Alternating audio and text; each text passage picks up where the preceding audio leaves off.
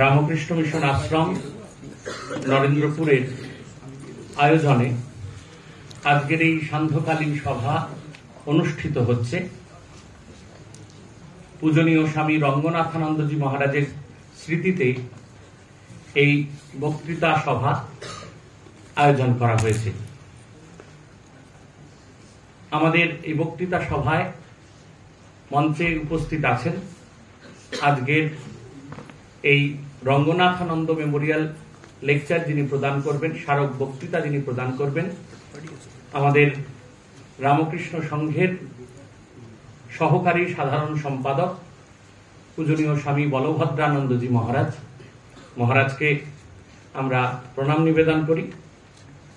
এছাড়াও মঞ্চে উপস্থিত আছেন আমাদের আশ্রম সম্পাদক পূজনীয় স্বামী শাস্ত্রজ্ঞানন্দজি মহারাজ, উপবিষ্ট আছেন আশ্রমের সহকারী সম্পাদক পূজনীয় স্বামী দেবেশ্বরানন্দজি মহারাজ, এবং উপস্থিত আছেন আমাদের মহাবিদ্যালয়ের প্রাক্তন অধ্যাপক তথা আমাদের রামকৃষ্ণ মিশন আশ্রমের পরিচালন সমিতির সভাপতি ডক্টর প্রশান্ত কুমার গিরি মহাশয়।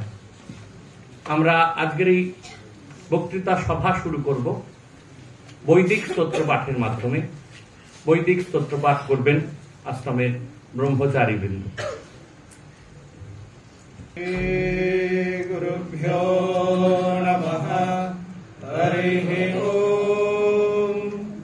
সহনা ভবতু সহনৌ ভুনক্তু সহ বীর্যং করবাবহৈ তেজস্বিনাবধীতমস্তু মা বিদ্বিষাবহৈ। ওম শান্তি শান্তি শান্তিঃ। হরিঃ ওম। শন্নো মিত্রঃ শং বরুণঃ শন্নো ভবৎকর্যমা শন্ন ইন্দ্রো বৃহস্পতিঃ শন্নো বিষ্ণুরুক্রমঃ। নমো ব্রহ্মণে নমস্তে वायो त्वमेव प्रत्यक्षं ब्रह्मासि त्वमेव प्रत्यक्षं ब्रह्म वदिष्यामि ऋतं वदिष्यामि सत्यं वदिष्यामि तन्मामवतु तद्भक्तारमवतु अवतु माम् अवतु भक्तारम्। ओम शांति शांति शांतिः। हरिः ओम। भद्रं कर्णेभिः शृणुयाम देवाः भद्रं पश्येमाक्षभिर्यजत्राः स्थिरैरङ्गैस्तुष्ट्वागुंसस्तनूभिः व्यशेम देवहितैयदायुः।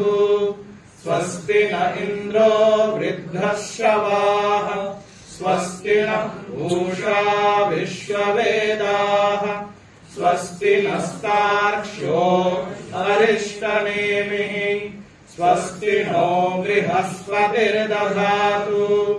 ॐ शान्ति शान्ति शान्तिः। हरिः ॐ।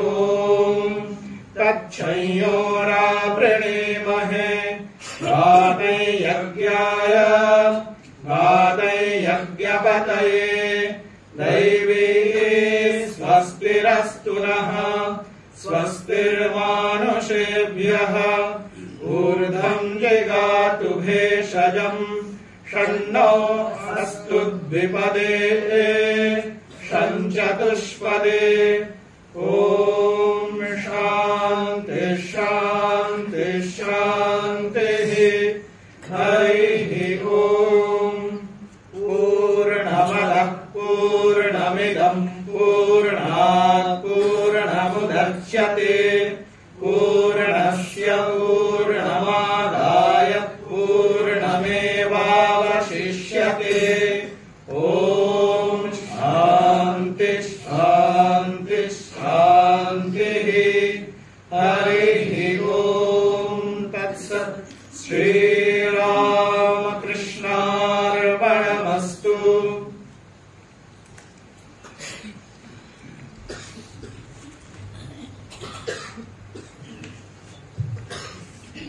এবার পূজনীয় মহারাজকে আশ্রমের পক্ষ থেকে বরণ করে নেবার পালা। আশ্রমের সহ সম্পাদক পূজনীয় স্বামী দেবেশ্বরানন্দজি মহারাজকে পুষ্পস্তবক দিয়ে বরণ করে নিচ্ছেন। এছাড়াও আশ্রমের পক্ষ থেকে আরো কিছু উপহার ও আশ্রমজাত বিভিন্ন জিনিস দিয়ে মহারাজকে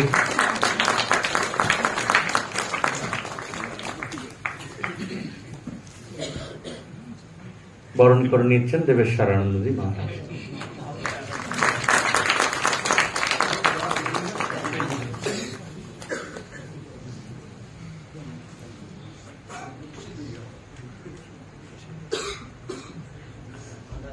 মঞ্চে উপবিষ্ট আছেন ডক্টর প্রশান্ত কুমার গিরি মহাশয়। উল্লেখ্য যে ডক্টর গিরিরই অর্থানুকূল্যে এই রঙ্গনাথানন্দ স্মারক বক্তৃতা আমাদের এই আশ্রমে শুরু হয় এবং প্রায় 2009 সাল থেকে প্রায় প্রত্যেক বছর এই বক্তৃতা সভার স্মারক বক্তৃতা এই আশ্রম প্রাঙ্গণে হয়ে আসছে এবং এবছরও সে কারণেই আমরা এখানে সকলে উপস্থিত হয়েছি। এখন স্বাগত ভাষণ প্রদান করবেন আশ্রম সম্পাদক পূজনীয় স্বামী শাস্ত্রজ্ঞানন্দজি মহারাজ।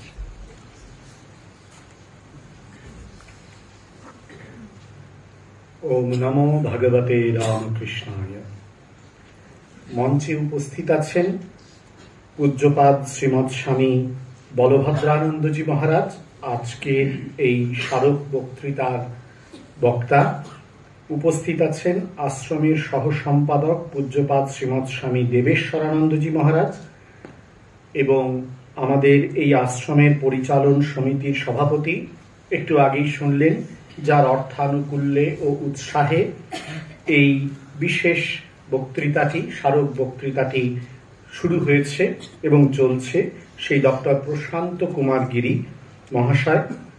সভাকক্ষে উপস্থিত আছেন পূজ্যপাদ সন্ন্যাসী মহারাজেরা, প্রীতিভাজন সন্ন্যাসী ব্রহ্মচারী মহারাজেরা, সুধী ভক্তবৃন্দ, আমাদের আশ্রমিকরা এবং ছাত্ররা। আজকের এই অনুষ্ঠানটি আপনারা দেখেছেন সবাই। পূজ্যপাদ শ্রীমৎ স্বামী রঙ্গনাথানন্দজি মহারাজ, যিনি আমাদের সংঘের ত্রয়োদশ অধ্যক্ষ ছিলেন, তাঁরই স্মরণে এই বক্তৃতাটি এখানে আমরা আয়োজন করেছি। আমাদের খুব সৌভাগ্য যে পূজ্যপাদ মহারাজজির স্মরণে আয়োজিত এই বক্তৃতায় পূজনীয় শ্রীমৎ স্বামী বলভদ্রানন্দজি মহারাজ, যিনি আমাদের রামকৃষ্ণ মঠ ও রামকৃষ্ণ মিশনের অন্যতম সহ সাধারণ সম্পাদক, তাকে আমরা পেয়েছি। মহারাজ অত্যন্ত ব্যস্ত জানি, কিন্তু তা সত্ত্বেও যখনই মহারাজকে কোনো বিষয়ে বলি তখনই কিন্তু মহারাজ রাজি হয়ে যান, সময় বের করে বলেন হ্যাঁ ঠিক আছে যাবো। এর আগেও হয়েছে, এবারেও হয়েছে।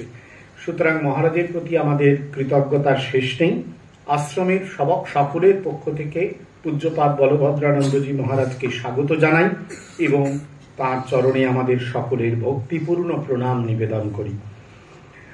আপনারা যারা এসেছেন, সুধী ভক্তবৃন্দ, ছাত্ররা, আজকের এই স্মারক বক্তৃতায় অংশ নিতে, আপনাদেরকেও আশ্রমের পক্ষ থেকে আন্তরিক স্বাগত জানাই। পূজ্যপাদ বলভদ্রানন্দজি মহারাজজির সঙ্গে যখন কথা হচ্ছিল যে আজকের বক্তৃতার বিষয় কি হতে পারে, মহারাজজি চিন্তা ভাবনা করে এই সুন্দর একটি বিষয় বলেছেন, স্বামীজির চিন্তায় বেদান্তের ব্যবহারিক রূপ। যখন এইটি মহারাজ লিখে পাঠিয়েছিলেন আমাকে, পরে আমার মনে হচ্ছিল যে এটা সত্যি পূজ্যপাদ রঙ্গনাথানন্দজি মহারাজজির যে জীবন এবং জীবন ও জীবন চর্চা, তার সঙ্গে অত্যন্ত স্বাভাবিকভাবেই ওতপ্রোত। তার কারণ মহারাজ বেদান্তের চর্চা করেছেন, দেশে বিদেশে বেদান্তকে প্রচার করবার জন্যে। সেই কালে মহারাজের যে অনলস পরিশ্রম, তা আজও কিন্তু কিংবদন্তি ইতিহাস হয়ে রয়েছে। এবং তারই সঙ্গে মহারাজ স্বামীজির পঠন পাঠন অনুধ্যানের উপর গুরুত্ব দিতেন। আমাদের সংঘের যে আদর্শ, সেই আদর্শে কথা বারবার বলা হয়েছে, বা আমরাও শুনি বড়দের কাছ থেকে, যে ঠাকুরমা স্বামীজির জীবনের মধ্য দিয়ে এই যুগে আমাদেরই শাস্ত্রগুলোকে নতুনভাবে পড়তে হবে, ভাবতে হবে। এই যুগে তাঁরাই এসেছেন, এই দিব্যত্রয়ী, যারা শাস্ত্রগুলোকে নিজেদের জীবনের মধ্য দিয়ে প্রতিফলিত করেছেন। ফলিত শাস্ত্রের ঐতিহাসিক দৃষ্টান্ত রূপে তাঁদের জীবনধারা একদিন এই পৃথিবীতে বয়ে চলেছিল এবং আজও তা মূর্তিমান প্রেরণা রূপে, অশরীরী প্রেরণা রূপে আজও কিন্তু আমাদের জগতে তা বহমান হয়ে রয়েছে। এবং সেই যে অদ্ভুত প্রেরণা, সেই যে তা মানে ফলিত শাস্ত্রের যে ফলিত রূপ হিসেবে তাদের জীবন, এটিও কিন্তু পূজ্যপাদ স্বামী রঙ্গনাথানন্দজির জীবনের ধ্যানের বস্তু ছিল।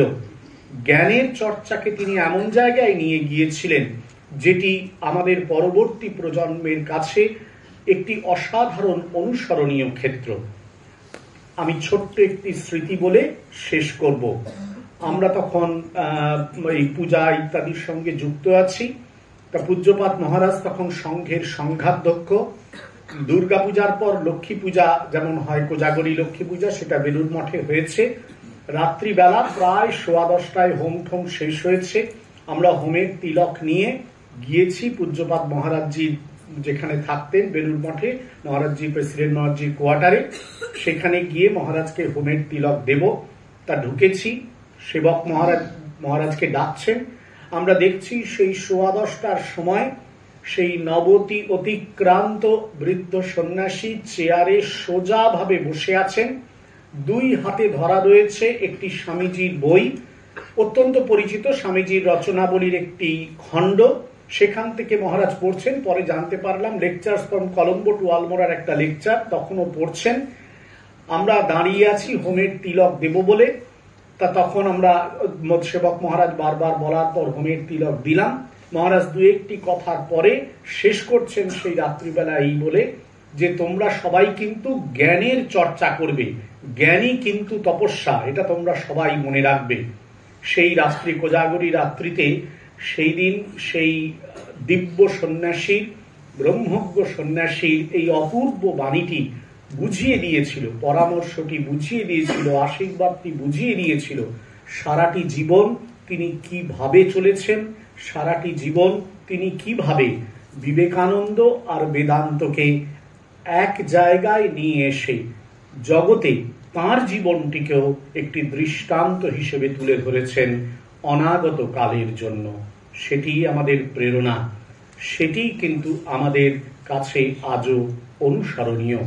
পূজ্যপাদ শ্রীমৎ স্বামী রঙ্গনাথানন্দজির চরণেও তাই আজকের এই পুণ্য দিনে আমরা ভূমিষ্ঠ প্রণাম নিবেদন করি। ডক্টর প্রশান্ত কুমার গিরিকেও আমাদের আন্তরিক ধন্যবাদ, কৃতজ্ঞতা, নমস্কার, শ্রদ্ধা জানাই এই একটি সুযোগ আমাদের করে দেওয়ার জন্য।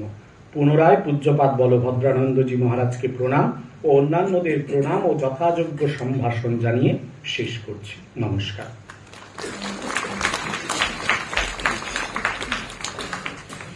পূজনীয় সম্পাদক মহারাজকে প্রণাম জানাই।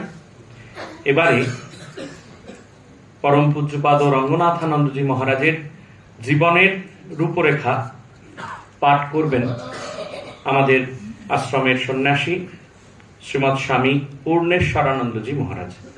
পূজনীয় মহারাজকে মঞ্চে আহ্বান করছি।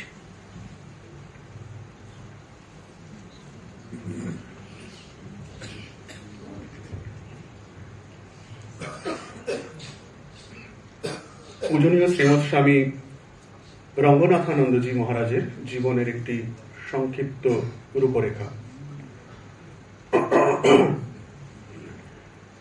স্বামী রঙ্গনাথানন্দজি মহারাজ কেরালা রাজ্যের এক ছোট্ট গ্রাম ত্রিচুরে 15ই ডিসেম্বর 1908 সালে জন্মগ্রহণ করেন।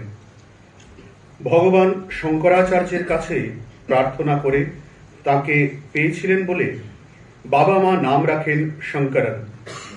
শৈশবে তাঁর মধ্যে এমন কতগুলি অসাধারণ বৈশিষ্ট্যের পরিচয় পাওয়া গিয়েছিল যা পরবর্তীকালে তাকে এক প্রখর ব্যক্তিত্ব সম্পন্ন মানুষে পরিণত করেছিল। তিনি ছিলেন অসাধারণ মেধাবী, অত্যন্ত শক্তিশালী এবং উদ্যমী মানুষ।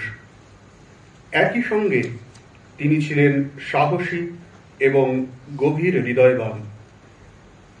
ছোটবেলার একটি ঘটনা তার মনে এক গভীর রেখাপাত করেছিল। একবার তিনি মায়ের উপস্থিতিতে একজনকে কিছু কটু কথা বলেন। মা তাকে তিরস্কার করে বলেছিলেন, বাছা, তোমার জিহ্বায় অধিষ্ঠান করেন বিদ্যা ও জ্ঞানের অধিষ্ঠাত্রী দেবী সরস্বতী। সেই মহানকে কটু কথা বলে কলুষিত করো না। মায়ের এই কথা তার জীবনের মোড় ঘুরিয়ে দিয়েছিল এবং একটি গভীর প্রভাব ফেলেছিল। এরপর থেকে অত্যন্ত প্ররোচনামূলক পরিস্থিতিতেও তিনি আর কখনো কঠোর বা কটু কথা বলেননি। যখন তিনি মাত্র 14 বছরের বালক, তখনই ঠাকুর শ্রী রামকৃষ্ণ ও স্বামী বিবেকানন্দের জীবন ও বাণী তাঁর উপর গভীর প্রভাব বিস্তার করেছিল।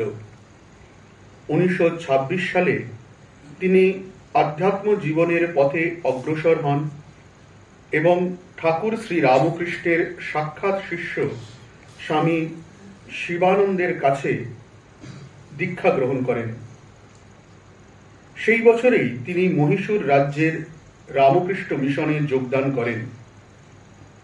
মিশনটিতে কাজ করতে গিয়ে তাকে রান্না করা, বাসনপত্র ধোয়া থেকে অর্থ সংগ্রহ ও সর্বোপরি এটির সঠিক পরিচালনার জন্য অক্লান্ত পরিশ্রম করতে হয়েছে।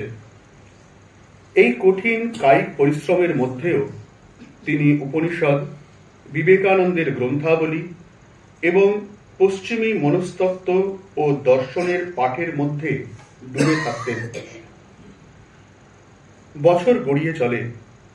1933 সালে শঙ্করন স্বামী রঙ্গনাথানন্দ হলেন, যখন তাঁর গুরু স্বামী শিবানন্দ তাকে সন্ন্যাস ব্রতে দীক্ষিত করেন।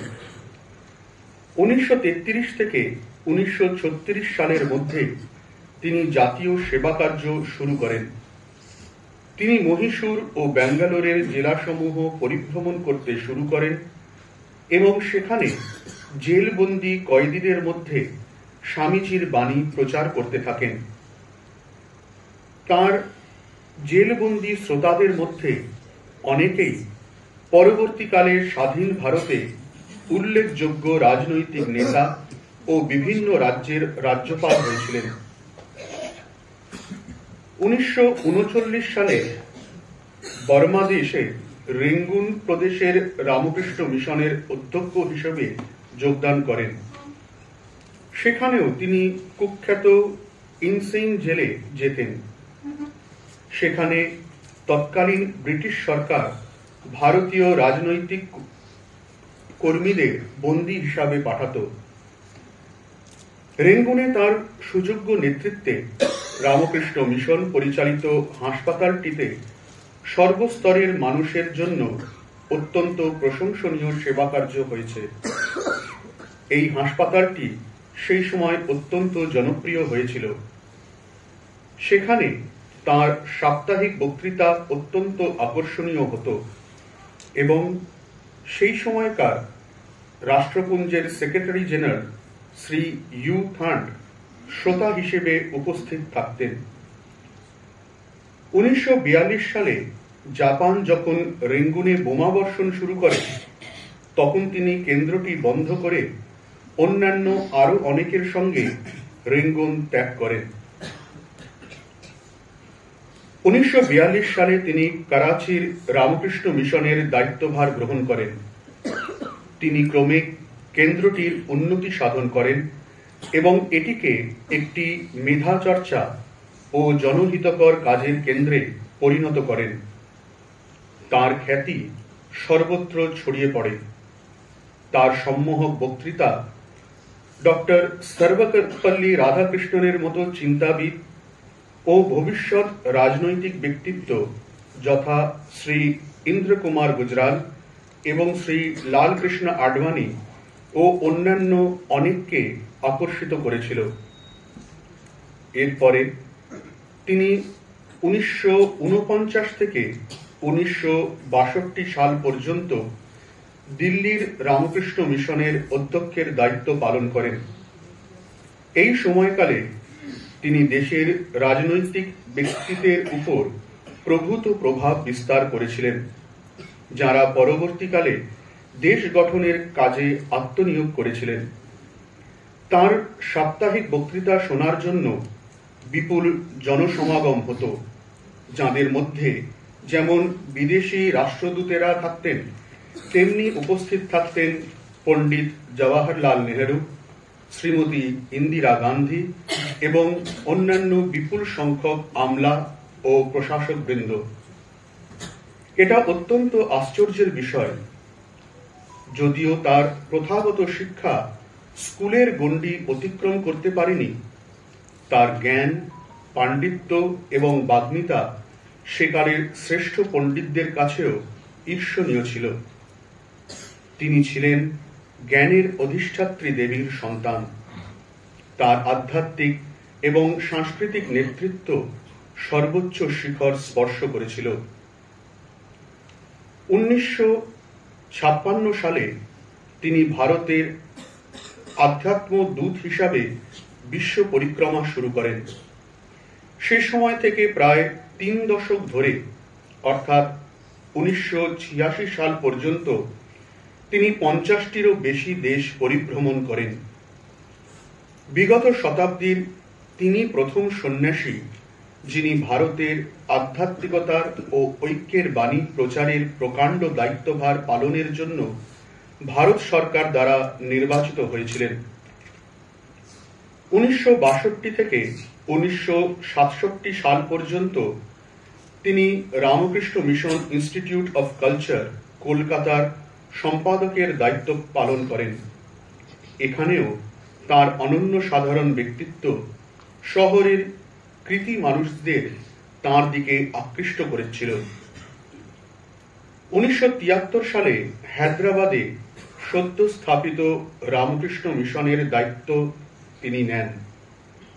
বস্তুতপক্ষে এখানে দায়িত্ব নিয়েছিলেন একখণ্ড জলাভূমির, কিন্তু এই জলাভূমিকে তিনি এমন এক কেন্দ্রে রূপান্তরিত করেছিলেন যা তার অসাধারণ সাহস এবং দূরদৃষ্টির এক স্থায়ী নিদর্শন হয়ে থাকবে।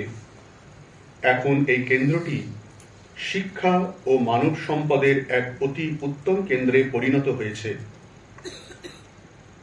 জাতীয় সংহতি ও মানব ধর্মের ক্ষেত্রে তার অনন্য সাধারণ অবদানের জন্য 1986 সালে তাকে প্রথম জাতীয় সংহতির জন্য ইন্দিরা গান্ধী পুরস্কার প্রদান করা হয়। 1998 সালে তিনি রামকৃষ্ণ মঠ ও রামকৃষ্ণ মিশনের 13তম প্রেসিডেন্ট নির্বাচিত হন এবং এই দায়িত্ব তিনি তার জীবনের শেষ দিন পর্যন্ত পালন করে গিয়েছেন। 1999 সালে ভারত সরকার প্রদত্ত গান্ধী শান্তি পুরস্কার তিনি মিশনের পক্ষে গ্রহণ করতে রাজি হন। এছাড়াও তিনি ভারত সরকার প্রদত্ত অন্যান্য মর্যাদাপূর্ণ পুরস্কারের জন্য নির্বাচিত হয়েছিলেন, কিন্তু সেগুলি গ্রহণ করতে তার অপারগতা জানান। এর দ্বারা আবার প্রমাণিত হয় যে জাগতিক সম্মাননার ঊর্ধ্বে সন্ন্যাসীর আদর্শ বিরাজমান। তিনি বহুমুখী ও সাবলীল লেখনীর অধিকারী ছিলেন এবং তার মুখ্য রচনাবলীর মধ্যে উল্লেখযোগ্য হল the message of the Upanishads, A pilgrim looks at the world, volumes 1 and 2, 4 volumes of eternal values for a changing society, human being in depth, practical Vedanta and science of values, 28 videotapes expounding the entire Gita shloka by shloka, 60 titles of audio tapes expounding the ideas of Ramakrishna, Vivekananda and Vedanta. স্বামী রঙ্গনাথানন্দের সমগ্র জীবন এক মানবতাবাদী মানুষের জীবন। স্বামী রঙ্গনাথানন্দ ছিলেন বিগত শতকের এক সর্বোৎকৃষ্ট মানুষ, যার মধ্যে যুগপৎভাবে বিদ্যমান ছিল যাবতীয় আধ্যাত্মিক এবং জাগতিক গুণাবলী। তাকে জানাই আমাদের ভক্তি বিনম্র প্রণতি।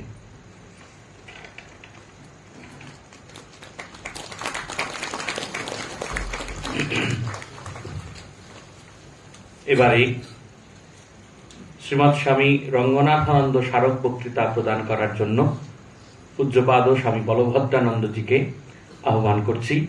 পূজ্যপাদ মহারাজের বক্তৃতার বিষয় স্বামীজির চিন্তায় বেদান্তের ব্যবহারিক রূপ। মহারাজ বক্তৃতা প্রদান করবেন বাংলায়। পূজনীয় বলভদ্রানন্দজি মহারাজ।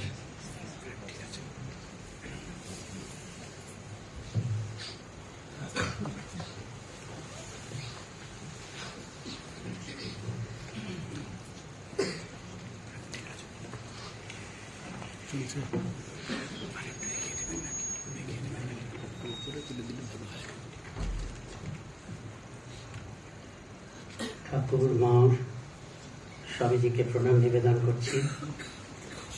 পূজ্যপাদ রঙ্গনাথানন্দজি মহারাজের উদ্দেশ্যে প্রণাম নিবেদন করছি। এখানে উপস্থিত আছেন আমার গুরুজন মহারাজরা কয়েকজন। মঞ্চে আছেন দেবেশ্বরানন্দজি মহারাজ, তাকে প্রণাম নিবেদন করছি। নিচে আমাদের তরুণ মহারাজ আছেন, অন্যান্য মহারাজরা আছেন, তাদের প্রণাম নিবেদন করছি। মঞ্চে এই আশ্রমের অধ্যক্ষ সম্পাদক স্বামী শাস্ত্রানন্দজিকে আমার প্রীতি নমস্কার জানাচ্ছি। আশ্রমের সভাপতি প্রশান্ত গিরি মহোদয়, আমাদের প্রশান্ত দাকে প্রণাম জানাচ্ছি। অন্যান্য সাধু ব্রহ্মচারী এবং আপনারা যারা ভক্তবৃন্দ উপস্থিত আছেন, সবাইকে আমার প্রীতি নমস্কার জানাচ্ছি।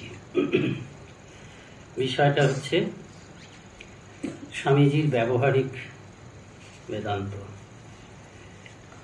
এই ব্যবহারিক বেদান্ত কথাটা স্বামীজি ব্যবহার করেছেন এবং এটা এখন গৃহীত হয়েছে পণ্ডিতদের দ্বারা, বেদান্তের পণ্ডিত এবং যারা বাস্তবে বেদান্ত অনুযায়ী জীবনযাপন করেন তাদের দ্বারা এটি গৃহীত হয়েছে। এক কথায় বলতে গেলে রামকৃষ্ণ মিশন, রামকৃষ্ণ মঠ ও রামকৃষ্ণ মিশন বা ঠাকুরমা স্বামীজির আদর্শকে যদি এক কথায় বলতে হয়, সেটা হচ্ছে তারা এই বেদান্তের ব্যবহারিক রূপটিকেই প্রচার করেছেন এবং তাদের অনুসরণ করে রামকৃষ্ণ মঠ এবং রামকৃষ্ণ মিশনের সন্ন্যাসীরা এই ব্যবহারিক বেদান্তকেই জীবনে রূপায়িত করেন। তারা যে জীবনযাপন করেন সেটি হচ্ছে ব্যবহারিক বেদান্তেরই রূপ। স্বামীজি বলছেন, আমি বেদান্ত বা উপনিষদ ছাড়া কোনো কিছু বলিনি কখনো। আর ঠাকুর বলছেন, অদ্বৈত জ্ঞান আঁচলে বেঁধে যা ইচ্ছে তাই কর। আমাদের সাধু সন্ন্যাসীদের জন্য স্বামীজি একটা নিয়মাবলী করে দিয়ে গেছেন। সেই নিয়মাবলীতে প্রথমেই, একদম প্রথমে বা প্রথমের দিকেই রয়েছে, বোধহয় 1 নম্বরেই রয়েছে যে ঠাকুর বলেছেন অদ্বৈত জ্ঞান আঁচলে রেখে যা খুশি কর। অর্থাৎ আমাদের জীবনটা অদ্বৈত জ্ঞানের কে অনুসরণ করবে। শ্রী শ্রী মায়ের কথা আপনারা জানেন, যে সেই মায়াবতীর সেই বিখ্যাত ঘটনা, সারদা সরস্বতী যিনি মাতৃত্বের মূরকে সর্বোচ্চ আধ্যাত্মিক জ্ঞান দিতে এসেছিলেন, জ্ঞানও দায়নি ঠাকুর বলেছেন, তিনি একদম নির্দ্বিধায় বলছেন যে আমাদের ঠাকুর ছিলেন অদ্বৈত, তোমরা যেহেতু সেই গুরুর শিষ্য, তোমরাও অদ্বৈতবাদী। আমি নিশ্চিত করে বলতে পারি যে তোমরা সকলেই অদ্বৈতবাদী। এবং এটি বলছেন তিনি নরেন্দ্রনাথ অর্থাৎ স্বামী বিবেকানন্দের সমর্থন হিসাবে। নরেন ঠিক করেছে, ঘটনাটা আপনারা জানেন, সেটা আর বলছি না, ওই মায়াবতীর সেই ঘটনা। কাজে আমরা অদ্বৈতবাদী। আমাদের পরিচয় হচ্ছে রামকৃষ্ণ মঠের সন্ন্যাসীদের পরিচয় হচ্ছে, এটা আমি নতুন ব্রহ্মচারীদের কাছে বলি আমার মতন করে, যেমন আমাদের আইডেন্টিটিটা সম্বন্ধে একদম পরিষ্কার থাকতে হয়। প্রথম কথা হচ্ছে আমরা সন্ন্যাসী। তারপরে হচ্ছে আমরা শঙ্করপন্থী সন্ন্যাসী। শঙ্করাচার্য অদ্বৈতবাদী সন্ন্যাসী, মায়াবাদকে যিনি খুব জোর দিয়েছেন, সেই সন্ন্যাসীর ভারতবর্ষের সন্ন্যাসী সংঘকে বাঁধার জন্য আমরা এক কথায় বলতে পারি ভারতের আধ্যাত্মিকতাটাকে একদম শক্ত ভিতের উপরে দাঁড় করিয়ে দেওয়ার জন্য তিনি 10টি মঠ, তিনি 4টি মঠ এবং সন্ন্যাসীদের মধ্যে 10টি সম্প্রদায় করলেন। তার একটি আমরা অনুসারী, আমাদের শ্রীরামকৃষ্ণের গুরুদেব তোতাপুরী, কাজী পুরীপন্থী সন্ন্যাসী, এগুলো আমাদের আইডেন্টিটি। কিন্তু তার থেকেও বড় কথা বলবো না, তার উপরেও একটা আমাদের পরিচয় আছে। সেটা হচ্ছে আমরা রামকৃষ্ণ, বিবেকানন্দ, মাঝখানে শ্রী মাও আছেন, রামকৃষ্ণ, সারদা, বিবেকানন্দ অনুসারী শঙ্করপন্থী অদ্বৈত বৈদান্তিক সন্ন্যাসী। কাজে আমাদের এখানে ব্যাপারটা বাহ্যিক রূপটা একটু অন্যরকম। আমাদের এই অদ্বৈত তত্ত্ব, যে অদ্বৈতকে আমরা অনুসরণ করি, সেটি কিন্তু এই কর্ম, যোগ, ভক্তি এগুলোকে বর্জন করে নয়। এই যে মহারাজ বললেন, এই শাস্ত্রজ্ঞানন্দে যে বললেন যে জ্ঞান চর্চা কিন্তু কখনো বাদ দেবে না। অদ্বৈতবাদীরাও বলে থাকেন যে অদ্বৈত মহাসাগর থেকেই, অন্যদের মধ্যে অদ্বৈত মহাসাগর থেকেই আমরা সবাইকে একসঙ্গে গ্রহণ করতে পারি। কাজেই এই অদ্বৈত তত্ত্বটা আমাদেরকে বুঝতে হবে। এই আমাদের মারফতে যে মাধ্যমে রামকৃষ্ণ সংঘের স্বামীজি, শ্রীরামকৃষ্ণ, শ্রী মায়ের মাধ্যমে যে অদ্বৈত তত্ত্ব আচরিত হয়েছে, সেটাকে আমাদের বুঝতে হবে, এবং সেটাই হচ্ছে ব্যবহারিক বেদান্তের ব্যবহারিক রূপ। তা স্বামীজি বলছেন, স্বামীজির একটি কথা, যে এমন কোনো তত্ত্ব বা দর্শনকে স্বামীজি বিশ্বাস করছেন না। বলছে সেরকম তত্ত্ব বা দর্শনকে আমি বিশ্বাস করি না যেটাকে আচরণ করা যায় না। আচরণ যদি করা না যায়, স্বামীজির কিছু কিছু কথা আমি বলবো। আমি যেটা আজকে বলবো সেটা প্রধানত স্বামীজির এই প্র্যাকটিক্যাল বেদান্ত সংক্রান্ত যে বক্তৃতাগুলি আছে লন্ডনে দিয়েছেন, এবং আরেকটি বক্তৃতা গড ইন এভরিথিং, সেটাও লন্ডনে দিয়েছেন। এই দুটির ভিত্তিতেই বলবো, এবং কিছু অন্য জীবনের বিভিন্ন সময় তিনি যা বলেছেন একটা দুটো কথা বলবো, কিন্তু প্রধানত এর থেকে বলবো। এবং মাঝে মাঝেই স্বামীজির যে মূল কথা সেগুলোকে একটু সেগুলোকে উদ্ধৃত করব, কেন তার কথাগুলো তো একেবারে ঋষিত মন্ত্র সদৃশ্য। সেগুলোর সারমর্ম বলা যেতে পারে, কিন্তু সারমর্ম থেকেও সেই কথাগুলো বললে মনে হয় আমাদের আমরা সেটা আরো বেশি গভীরভাবে আমাদের উপরে প্রভাব বিস্তার করে। তা স্বামীজি বলছেন, কোনো তত্ত্ব বা দর্শন যদি বাস্তবে আচরণ করা না যায় তবে তার কোনো অর্থ নেই, সেটা শুধুই ইন্টেলেকচুয়াল জিমন্যাস্টিক্স। স্বামীজির কথা বলি, স্বামীজি বলছেন সেই জন্য কি হবে, যে যে কোনো তত্ত্ব সম্বন্ধে বলছে, no theory is of any value whatever if it be absolutely impracticable. It has no value whatever except as intellectual gymnastics. The Vedanta therefore as a religion must be intensely practical. হতেই হবে, ব্যবহারিক না হলে হবে না। বাস্তবে যদি তাকে প্রতিদিনের জীবনে যদি ব্যবহার করতে না পারি তাহলে হবে না। এবং তিনি বেদান্তকে সর্বার্থ সাধক করেছেন।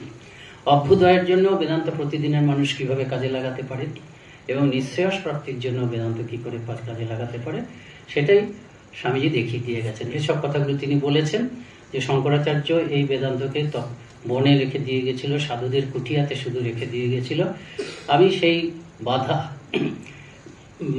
ভেদ করে, সেই বাধার থেকে, সেই গণ্ডির থেকে বেদান্তকে উদ্ধার করে আমি একদম সর্বত্র ছড়িয়ে দেবো, যাতে প্রত্যেকে ব্যবহার করতে পারে। এবং শুধু ব্যবহার করতে পারে না, এই বেদান্তকে আমি এমনভাবে প্রচার করব, খুব কঠিন কাজ, সারা জীবনের কাজ, কিন্তু এটাই আমার সারা জীবনের কাজ, যে এমনভাবে প্রচার করব সকলের বোধগম্য এবং ব্যবহারযোগ্যভাবে, যাতে একটা বাচ্চা পর্যন্ত বুঝতে পারে এবং সকলে ব্যবহার করতে পারে, এবং যে যেখানেই ব্যবহার করবে সে এর দ্বারা ফল পাবে। অভ্যুদয়কামী অভ্যুদয় পাবে, যে যেখানে থেকে যে উন্নতি করার চেষ্টা করছে। A teacher, a student will be better student, a teacher will be better teacher, a clerk will be better clerk, etcetera. এবং অবশ্যই যে আর কি সাধক, সে সহজেই মোক্ষের দিকে এগিয়ে যাবে। এই কথা স্বামীজি বলেছেন, প্র্যাকটিক্যাল হতে হবে।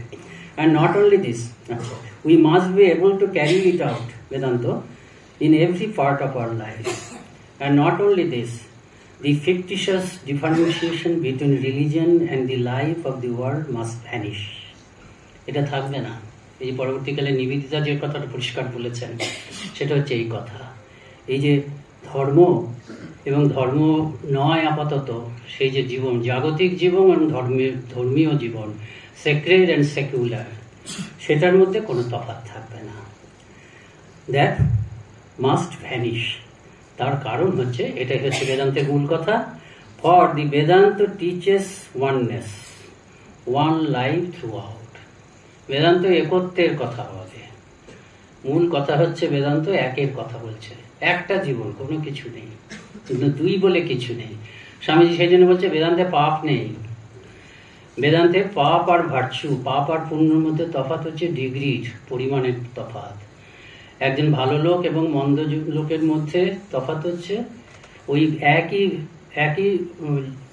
আত্মা রয়েছে, একই ব্রহ্ম জল করছে, তার প্রকাশ sin is a lower manifestation of that essential being which I am. আমরা কাকে পাপ বলছি? সেটা হচ্ছে একটা নিম্ন পর্যায়ের সেই একই আত্মার প্রকাশ, সবকিছুই তার প্রকাশ, কিছুই না। সেই জন্য বলছি কি Vedanta does not recognize any sin, it recognizes only error. এটা বলছে ভুল, আমি ভুল করেছি, গান বাজাতে যাচ্ছি, আমি গান জানি, একটা ভুল কিতে গানটা আমি জানি, একটা ভুল কিতে আমার হাতটা পড়ে গেল, আমরা সেটাকে পাপ বলি না, এটাকে আমরা ভুল বলি। সেরকম যে সবকিছু ভেতরে আছে। স্বামী এই কথাও বলছেন যে বেদান্তে এই কথা বলে যে তোমাকে এটা রিয়েলাইজ করতে হবে না, ইউ হ্যাভ অলরেডি রিয়েলাইজড ইট। এটা হচ্ছে প্রাপ্ত বস্তুর প্রাপ্তি, তোমাকে একটা নতুন করে জানতে হবে না, জানা বস্তুকে জানতে হবে যে তুমি জানতে। এইটা হচ্ছে ব্যাপার। আমাদের এই শঙ্করাচার্যের আত্মবোধের সুন্দর একটা শ্লোক আছে, এই কথাগুলো স্বামীজি অনেক জায়গায় বলেছেন, এখানে আসবে স্বামীজি নিজের কথা।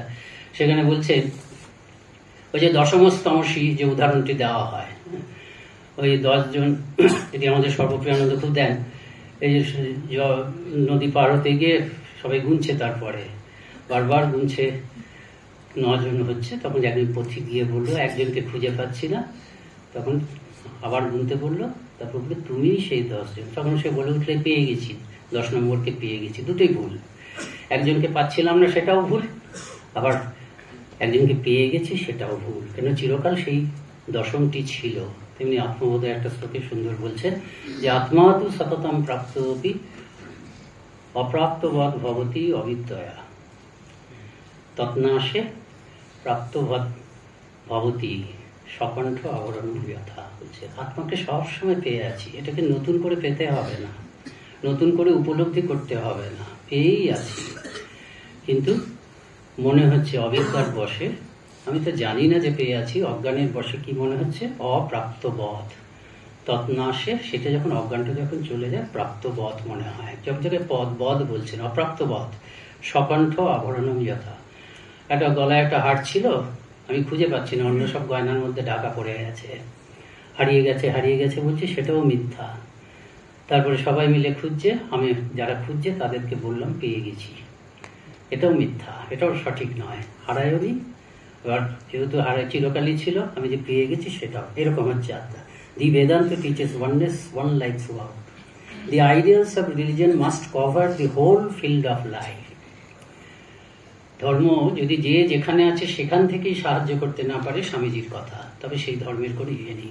জীবনের প্রত্যেকটা পর্যায়ে ধর্ম আমাকে উত্তরণ ঘটাবে। আমার প্রায়োগিক যে রূপ ধর্মকে যে আমি প্রয়োগ করতে পারি জীবনের প্রত্যেক ক্ষেত্রে, শুধু বেদান্ত, ধর্ম মানেই বেদান্ত।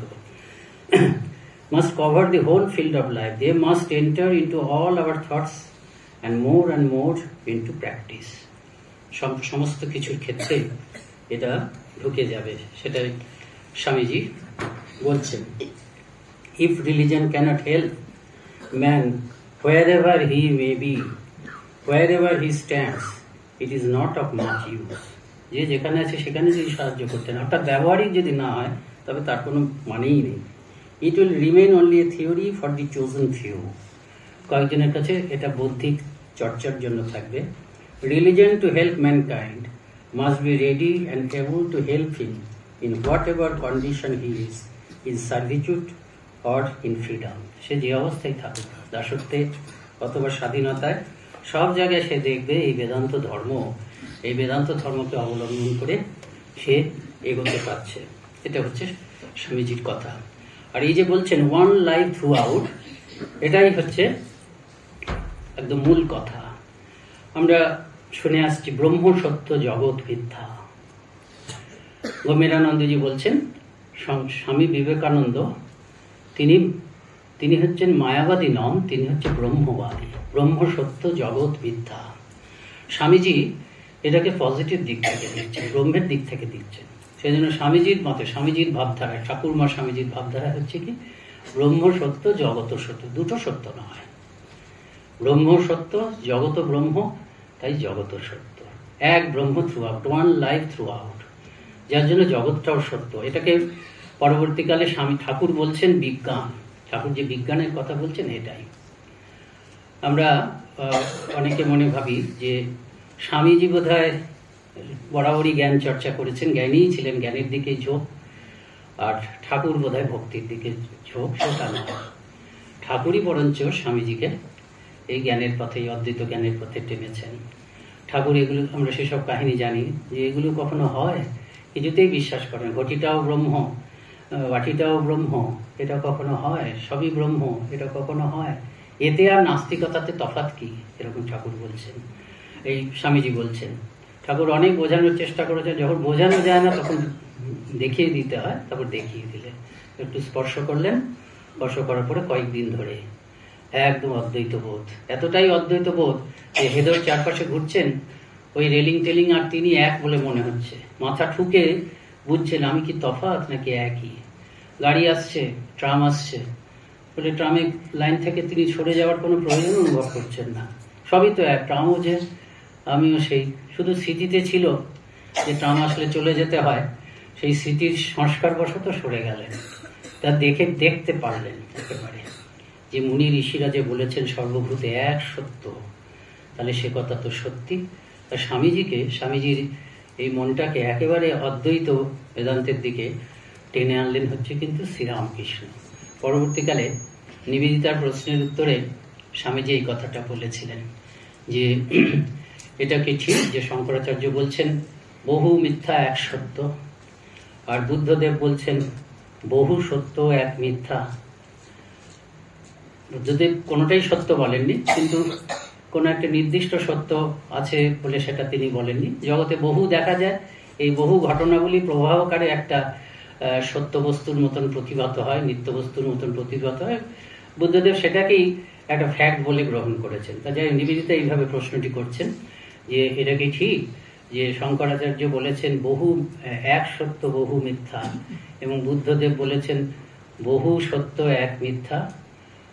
স্বামীজি বললেন হ্যাঁ এটা ঠিক, কিন্তু আমি এবং শ্রীরামকৃষ্ণের সঙ্গে যোগ করেছি এই যে বহু এবং এক দুটিই সত্য, তাহলে বিভিন্ন দৃষ্টিভঙ্গি দিয়ে দেখতে হবে।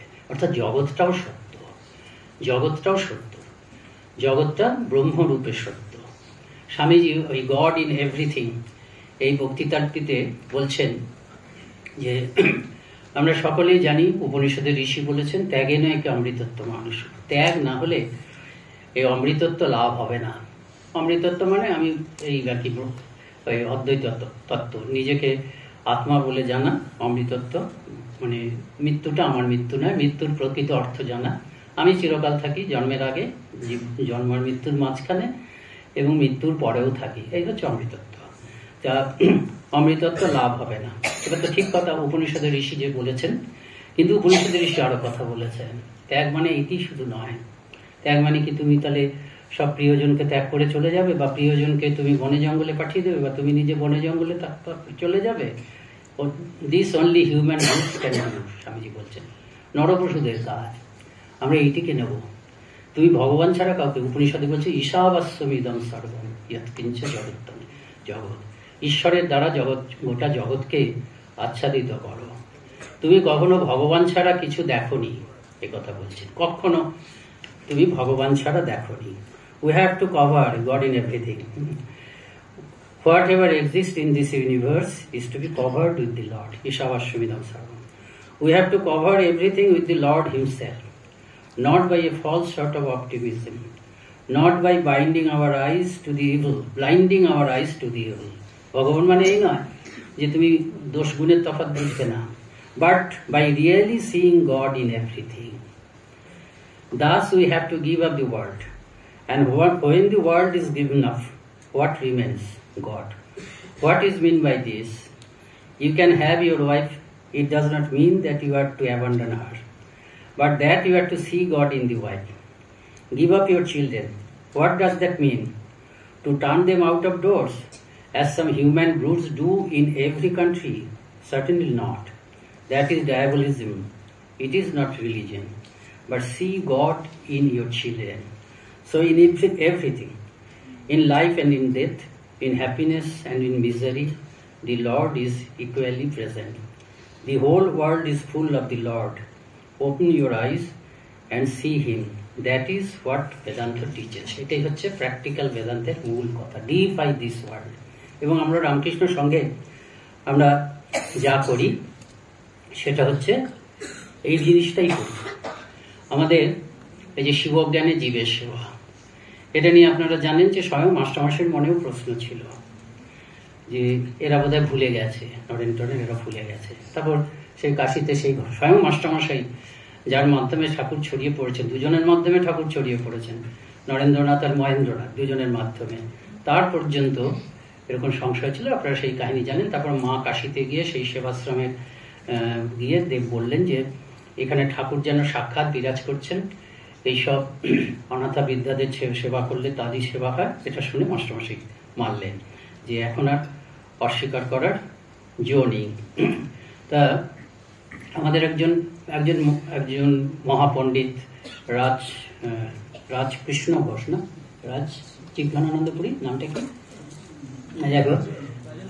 রাজেন্দ্রলাল ঘোষ মহাপুরুষ মহারাজের দীক্ষিত সন্ন্যাস কি আমাদের এখানে বিরজানন্দ নাকি বাইরের সন্ন্যাস চিৎঘনানন্দপুরী।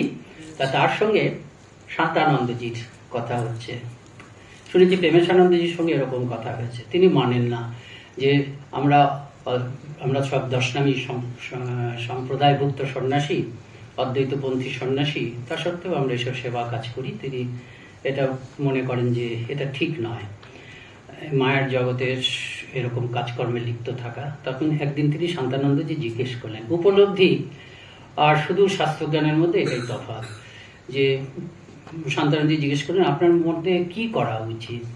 বলে কেন? সন্ন্যাসীদের কর্তব্য শ্রবণ, মনন, নিদিধ্যাসন, মহাবাক্য ধ্যান, এটাই উচিত।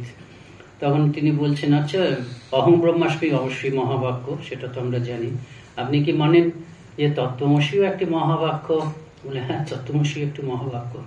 আপনি একটু ভাবুন তো, আমরা যে শিবজ্ঞানে জীব সেবা করি সেটাই তত্ত্বমসি মহাবাক্য ধ্যান ছাড়া কি? প্রতি মুহূর্তে আমরা এটাই তো করছি। সোহম অহং ব্রহ্মাস্মি, ভুলে যাচ্ছি ব্রহ্ম, আবার নিজেকে বলছি আমি ব্রহ্ম। তেমনি প্রতি মুহূর্তে যাদের সঙ্গে ইন্টারাক্ট করছি, আমার সামনে আসছেন, তাদেরকে আমরা ভগবান ভাবছি, তত্ত্ব ভাবছি, হ্যাঁ, ভুলে যাচ্ছি আবার ভাবছি। তখন তিনি ওটার কথার উত্তর দিতে পারলেন না। প্রেমেশানন্দজির সঙ্গে, এটা আমি মুমুক্ষানন্দজির কাছে শুনেছি, প্রেমেশানন্দজির সঙ্গে নাকি ঠিক এই লাইনে কথা হয়েছিল, কোনটা আগে কোনটা পরে যায় না। তাতে ওই চিৎঘনানন্দপুরী এতটাই মানে তৃপ্ত হয়েছিলেন, তিনি জ্ঞান পাগল ছিলেন তো, মানে জ্ঞান চর্চায় ওই একদম লিপ্ত থাকতেন। তো ওটা শুনে আর কোনো আলোচনা কন্টিনিউ করেননি, হাতে চাপড় দিয়ে তবে তো মশাই কোনো কথাই নেই, তবে তো মশাই কোনো কথাই নেই, এরকম বলতে বলতে নাকি চলে গেছিলেন। তা আমরা এটাই করছি। তা স্বামীজি যেটা বলছেন, স্বামীজি এই বেদান্তের তত্ত্ব এটা যে প্র্যাকটিক্যাল হতেই পারে তার পক্ষে এই কথাটা বলেছেন যে এই বেদান্তের তত্ত্বগুলো কিন্তু বহু ক্ষেত্রে দেখা যাচ্ছে যে যারা আর কি বনে জঙ্গলে থাকেন ঋষি মুনি, তাদের কাছ থেকেই এসেছে, তা নয়, রাজাদের কাছ থেকেও এসেছেন। এবং তিনি সেই প্রবাহন জৈবালির উদাহরণ দিচ্ছেন, যার কাছে সেতুকেতুকে তার বাবা পিতা আরুণী পাঠিয়েছিলেন। এই কথাটা বলছেন স্বামীজির কথা বলি। In various Upanishads we find that this Vedanta philosophy is not the outcome of meditation in the forest only. বনে জঙ্গলে তপস্যা করেই এই উপনিষদের তত্ত্বগুলো আবিষ্কৃত হয়েছে তা নয়, but that the very base parts of it were thought out and expressed by brains which are busiest in the everyday affairs of life. যেসব মানুষের মন, যেসব মানুষ সংসারে সব থেকে বেশি নিজেদের ছিলেন এবং সংসারের অত্যন্ত ব্যস্ততম মানুষ, তাদের চিন্তা, তাদের মস্তিষ্ক থেকেই কিন্তু অনেক সময় দেখা যাচ্ছে এই বেদান্তের তত্ত্বগুলো মানে বেরিয়েছে। We cannot conceive any man busier than an absolute monarch. এরকম বিরাট রাজা, একদম তাকে গোটা রাজত্ব দেখতে হচ্ছে। A man who is ruling over millions of people, and yet some of these rulers were deep thinkers. এমন সব রাজা ছিলেন যার ভীষণ দায়িত্ব, একজন রাজার থেকে তোমার দায়িত্ব কতটুকু, কিন্তু তারা গভীর চিন্তাশীল ছিলেন এবং তাদের মাধ্যমে এই উপনিষদের তত্ত্বগুলো আবিষ্কৃত হয়েছে। এবং তিনি গীতার কথাটা বলেছেন যে যুদ্ধক্ষেত্রে শ্রীকৃষ্ণ যা বললেন সে তো গীতা, উপনিষদই বললেন তিনি। কাজেই যুদ্ধক্ষেত্রে যদি বেদান্ত উপদিষ্ট হয়ে যেতে পারে, তবে আমাদের যে প্রতিদিনের জীবন ক্ষেত্র নিশ্চয়ই সেটাতে প্রয়োজনীয়তা আছে। সেই উপনিষদ শুনেই তো অর্জুনের ক্লৈব্য দূর হলো।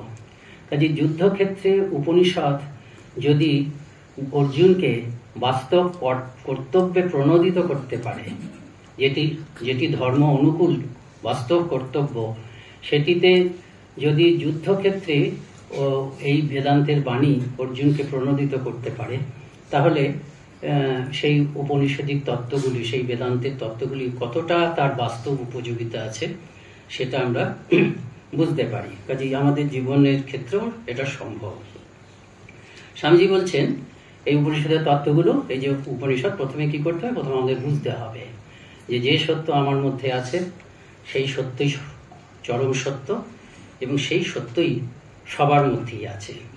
স্বামীজি বলছেন যে তোমার মধ্যে যিনি আছেন তিনি আছেন সবার মধ্যে। তোমার হয়তো অবাক লাগতে পারে, কিন্তু তা নয়। স্বামীজির নিজের ভাষাতে একটু বলি যে তোমার হয়তো অবাক লাগতে পারে, কিন্তু অ্যাকচুয়ালি অবাক লাগার কিছু নয়। You may wonder how this I of me, আমার মধ্যে যে আমিটি রয়েছে, how that I of me can be the I of you. You may wonder how this limited I can be the unlimited infinite, but it is so. তোমার অবাক লাগতে পারে যে তোমার এই সীমিত আমি সেটা এবার অন্যের মধ্যে আছে, তোমার এই সীমিত আমি সেটি আবার অসীম আমি। এটা তোমার অবাক লাগলেও কিন্তু এটাই কিন্তু সত্য, বলতে গেলে এটাই একমাত্র সত্য।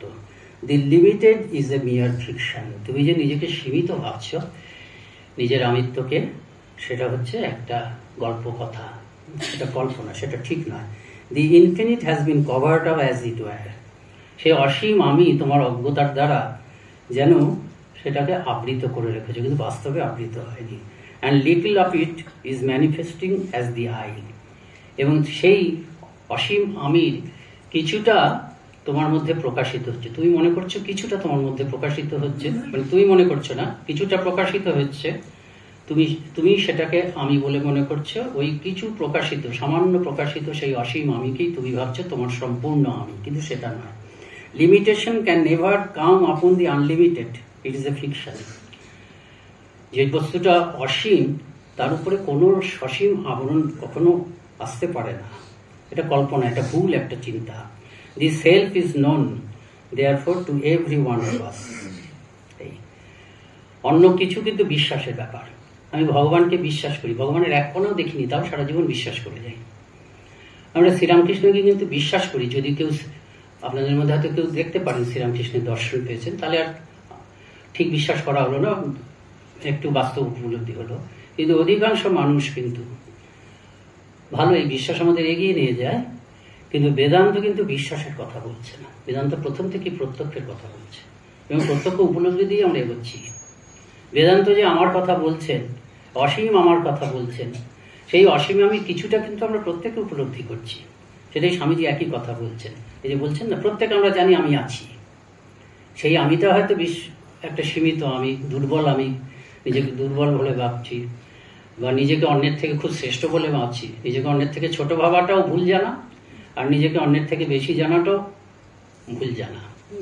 তা সেই আমির কিন্তু যেন শ্রীরামকৃষ্ণের একটা অংশ আমি দেখেছি, তারপরে বিশ্বাস করছি, তারপরে এগোচ্ছি, সেটা তো হয়নি। শ্রীরামকৃষ্ণের প্রতি বিশ্বাস করে এগোচ্ছে অধিকাংশ মানুষ, যারা ধ্যানের গভীরে শ্রীরামকৃষ্ণকে দেখেছেন তাদের কথা বাদ করছি বা সত্যিকারে। কিন্তু এই বেদান্তের ক্ষেত্রে কিন্তু প্রথম থেকেই কম উপলব্ধির থেকে, কম অভিজ্ঞতার থেকে বেশি অভিজ্ঞতার দিকে আমরা স্বামীজি এই কথাটা বলছে, the self is known therefore to every one of us, man, women or child and even to animals. সবাই আমরা নিজেকে জানি, কিন্তু সেই জানাটা সঠিক নয়। সঠিক নয় বলেই আত্মজ্ঞান আমাদের প্রত্যেকের আছে, কিন্তু সেই জানাটা সঠিক নয়, অনেক সময় কন্ট্রাডিক্টরি। শঙ্করাচার্য এক জায়গায় ব্রহ্মসূত্রের ভাষ্যে ঠিক এরকম ভাব প্রকাশ করেছেন যে আমাদের প্রত্যেকেরই তো আত্মজ্ঞান আছে, কিন্তু তা সত্ত্বেও আবার আত্মজ্ঞানের দরকার কি? তার কারণ আমাদের এই আত্মজ্ঞানটা কন্ট্রাডিক্টরি। কখনো আমি বলি যে আমি অসুস্থ, এই শরীরের সঙ্গে নিজেকে যুক্ত করে আমি বলছি আমি অসুস্থ, ভুল বলছি। আবার কখনো কখনো আবার একটু ঠিক বলছি, আপনি কেমন আছেন, আমার বড় অসুখ, তখন একটু ঠিক বলছি যে অসুখটা আমার নয়, আমার শরীরে। কখনো কখনো আমি বলছি আমি বড় দুঃখী, মনের সঙ্গে নিজেকে একাত্ম করে বলছি, ভুল বলছি। আবার কখনো কখনো কিছুটা যেন ঠিক বলছি, আমার বড় দুঃখ। কাজে আত্মজ্ঞান আমাদের সকলের আছে, কিন্তু আত্মজ্ঞানটা কিন্তু পুরোটা নেই। কিন্তু ওই যে আত্মজ্ঞান কিছুটা আছে, তার মানে কিছু স্বামীজি সেটাকে বলছেন যে আমরা কিন্তু একমাত্র বাইরের প্রত্যক্ষ দেবতা, বাইরের দেবতা যেগুলোকে বেশিরভাগ লোক বিশ্বাসের পথে চলে, বাইরে যাকে আমরা বিশ্বাস করি সেই কিন্তু তাকে কিন্তু আমরা একটুও অনুভব না করে বিশ্বাস করি। কিন্তু বেদান্তের ক্ষেত্রে আমরা চলতে চাই না, অনেকের বেদান্তটাকে কঠিন মনে হয়, কিন্তু বেদান্তের ক্ষেত্রে কিন্তু আমাদের কিছুটা অনুভব প্রত্যেকের আছে। আমি যে আছি, এখানে যতজন মানুষ আছে, পৃথিবীর প্রত্যেকটা মানুষ, আমি আছি, আমার মন আছে, আমার বুদ্ধি আছে, আমার একটা আলাদা আমিত্ব আছে। আমি সকলের সঙ্গে একভাবে চলতে পারি না, কারণ আমার একটা আলাদা আমিত্ব আছে, সেটাই স্বামীজি এখানে বলছেন, without knowing him we can neither live nor move nor have our being. আমরা জানি এবং পরিপূর্ণভাবে তার জানাটা আমার ভিতরে সুপ্ত রয়েছে। আমি নিজেকে সামান্যভাবে জানছি, সেটা তো আমি সচেতন, আর আমি যে একেবারে নিজেকে পরিপূর্ণভাবে জানি সেটা কিন্তু ভেতরে রয়ে গেছে। সেটাকেই আমার এই প্র্যাকটিস করে একদম বের করতে আনতে হবে। সেটাকেই স্বামীজি বলছেন আই হ্যাভ অলরেডি, বলছেন স্বামীজি একটা জায়গায় বলছেন যে তোমাকে রিয়ালাইজ করতে হবে না, you have already realised it. এটা without knowing this lord we cannot breathe or live a second. নিজেকে না জেনে the god of the Vedanta is the most known of all and is not the outcome of imagination. এটা স্বামীজি বলছেন। আর এই সত্যটা আমি কিন্তু পেয়েই আছি। স্বামীজির ভাষাটা হচ্ছে এই যে Vedanta shows that my real self is realised already, it is already there. এটা যে আমাকে জানতে হবে তার কোনো মানে নেই, এটা আমি অলরেডি জেনে আছি।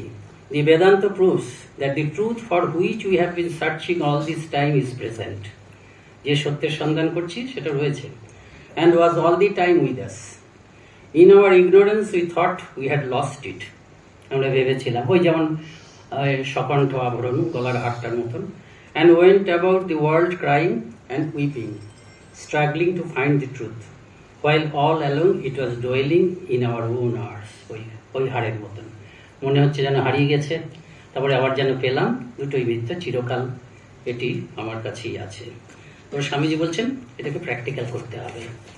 এই যে ব্যাপারটা আমার মধ্যে সব সত্য আংশিকভাবে আছে, আংশিকভাবে আমি সচেতন, কিন্তু সচেতন হয়েও আমি বুঝতে পারছি না যে আমার সত্যটার জন্যই আমি বেঁচে আছি, সেটা বুঝছি না। এটাকে আমাকে প্র্যাকটিক্যাল করতে হবে। প্র্যাকটিক্যাল করতে গেলে কি করতে হবে?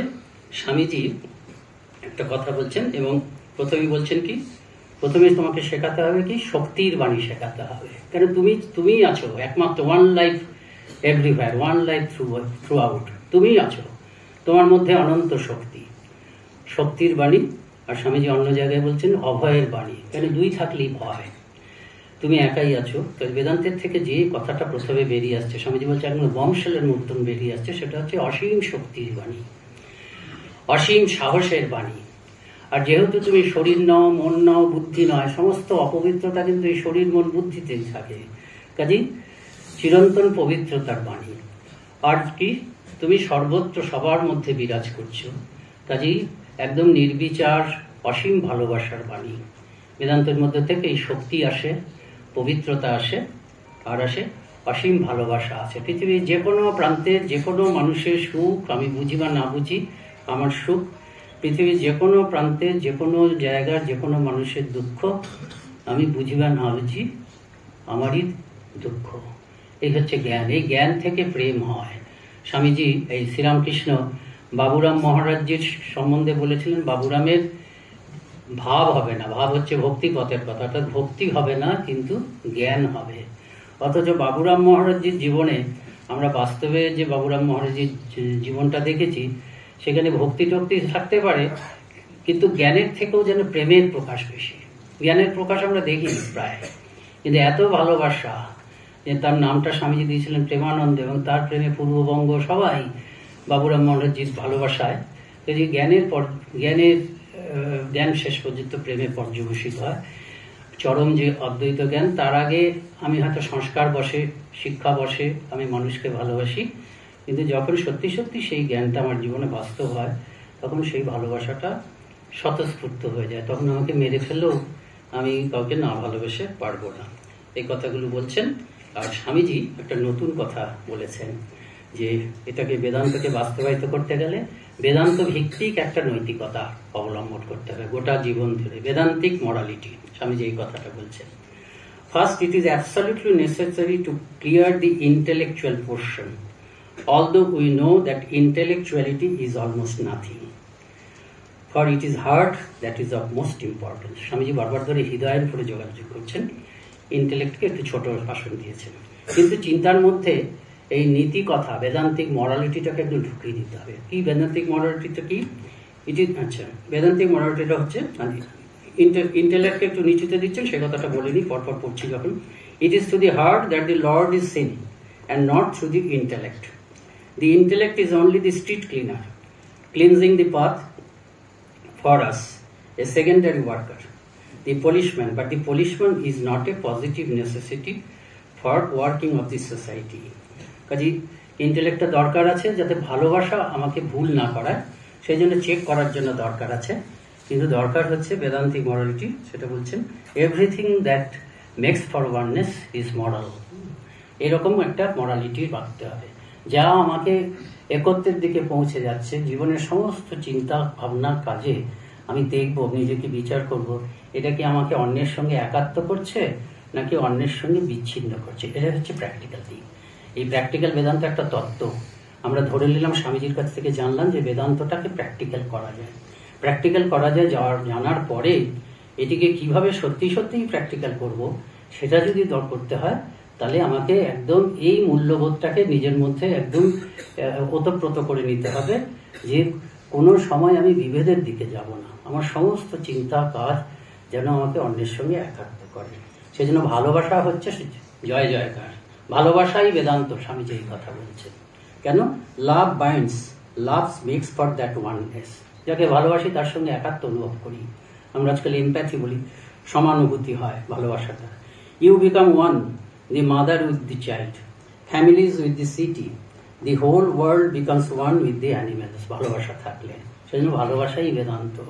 For love is existence, God himself, and all this is the manifestation of that one love, more or less expressed. সব জায়গায় সারা পৃথিবী জুড়ে ভালোবাসা প্রবাহ। Love is the only motive power, Swamiji বলছেন। তাহলে হেট্রেডটা কি? হেট্রেডটা হচ্ছে, স্বামীজি ব্যাখ্যা করছেন, যে পারভার্টেড এক্সপ্রেশন অফ লাভ। আমি একজনকে ভালোবাসি, সেই ভালোবাসার মানুষের জন্য কিছু চাই, কিন্তু সেটাতে বাধা দিয়ে চলেছে একজন সাংঘাতিক, কারণ তার প্রতি আমার ঘৃণা উৎপন্ন হচ্ছে। তার মানে কি আমি ভালোবাসি একজনকে, সেটারই একটা বিকৃত প্রকাশ হচ্ছে একজনের প্রতি ঘেন্না। আমি বলছেন ভালোবাসাটাই হচ্ছে একমাত্র সত্য বস্তু। কারণ অদ্বৈত বেদান্ত এই কথাই বলে। আমরা উপনিষদে দেখছি যে পিতা যে কন্যাকে, মাতা যে পুত্র কন্যাকে ভালোবাসে, পুত্র কন্যার জন্য নেই, আত্মনস্তু কামায়। নিজেকে ভালোবাসে বলেই সবকিছু সবাই প্রিয় হয়, এগুলো আমরা দেখেছি। স্বামীজি সেই কথাটাই বলছেন যে ভালোবাসাই হচ্ছে বেদান্ত। ভালোবাসাই একমাত্র motive power. One love throughout. Therefore, in all our actions, we have to judge whether it is making for diversity or for oneness. যদি ডাইভার্সিটি বিভেদ ঘটায় তবে বোঝা যাবে এটা ইমরাল, আর যদি একত্রে হয় তবে বুঝতে হবে মরাল। আমাদের সব কিছুর মধ্যে বেদান্তিক মরালিটিটা চলবে। If for diversity we have to give it up, but if it makes for oneness, we are sure it is good. So with our thoughts, we have to decide whether they make for disintegration, multiplicity, or for oneness. এইভাবে প্রতি মুহূর্তে চলতে হবে। By or for oneness, binding soul to soul and bringing one influence to bear. If they do this, we'll take them up, and if not, we'll throw them off as criminal. Swamiji তারপর একই কথা বলছেন, feeling এর কথা বলছেন। Do you feel for others? If you do, you are growing in oneness. If you do not feel for others, you may be the most intellectual giant ever born, but you will be nothing. ভালোবাসা করেছ। রঙ্গনাথজি বলছেন আজকে রঙ্গনাথজি সর্ববর্তীটা, যে not that you will have predominantly intellect and a little of heart, but you should have predominantly heart, feeling, and to that, with that you will have to have some amount of intellect so that you do not do wrong. এটা বলছেন যে এমন নয় যে তোমার মধ্যে অধিকাংশটাই ভালোবাসা, বুদ্ধি থাকবে, একটু একটু ভালোবাসা থাকবে। বুদ্ধির সঙ্গে ভালোবাসার মিশ্রণ নয়, ভালোবাসার সঙ্গে বুদ্ধির সামান্য মিশ্রণ, যাতে ভালোবাসাটা খুব যেটা ভুল না হয়ে যায় সেই ক্ষেত্রে বুদ্ধিটা তোমাকে গাইড করবে, বিচারটা তোমাকে গাইড করবে। Do you not know, Swamiji বলছেন, do you not know from the history of the world where the power of the prophets lay? Where was it? In the intellect? No, in feeling. Feel like Christ and you will be a Christ. Feel like Buddha and you will be a Buddha. It is feeling.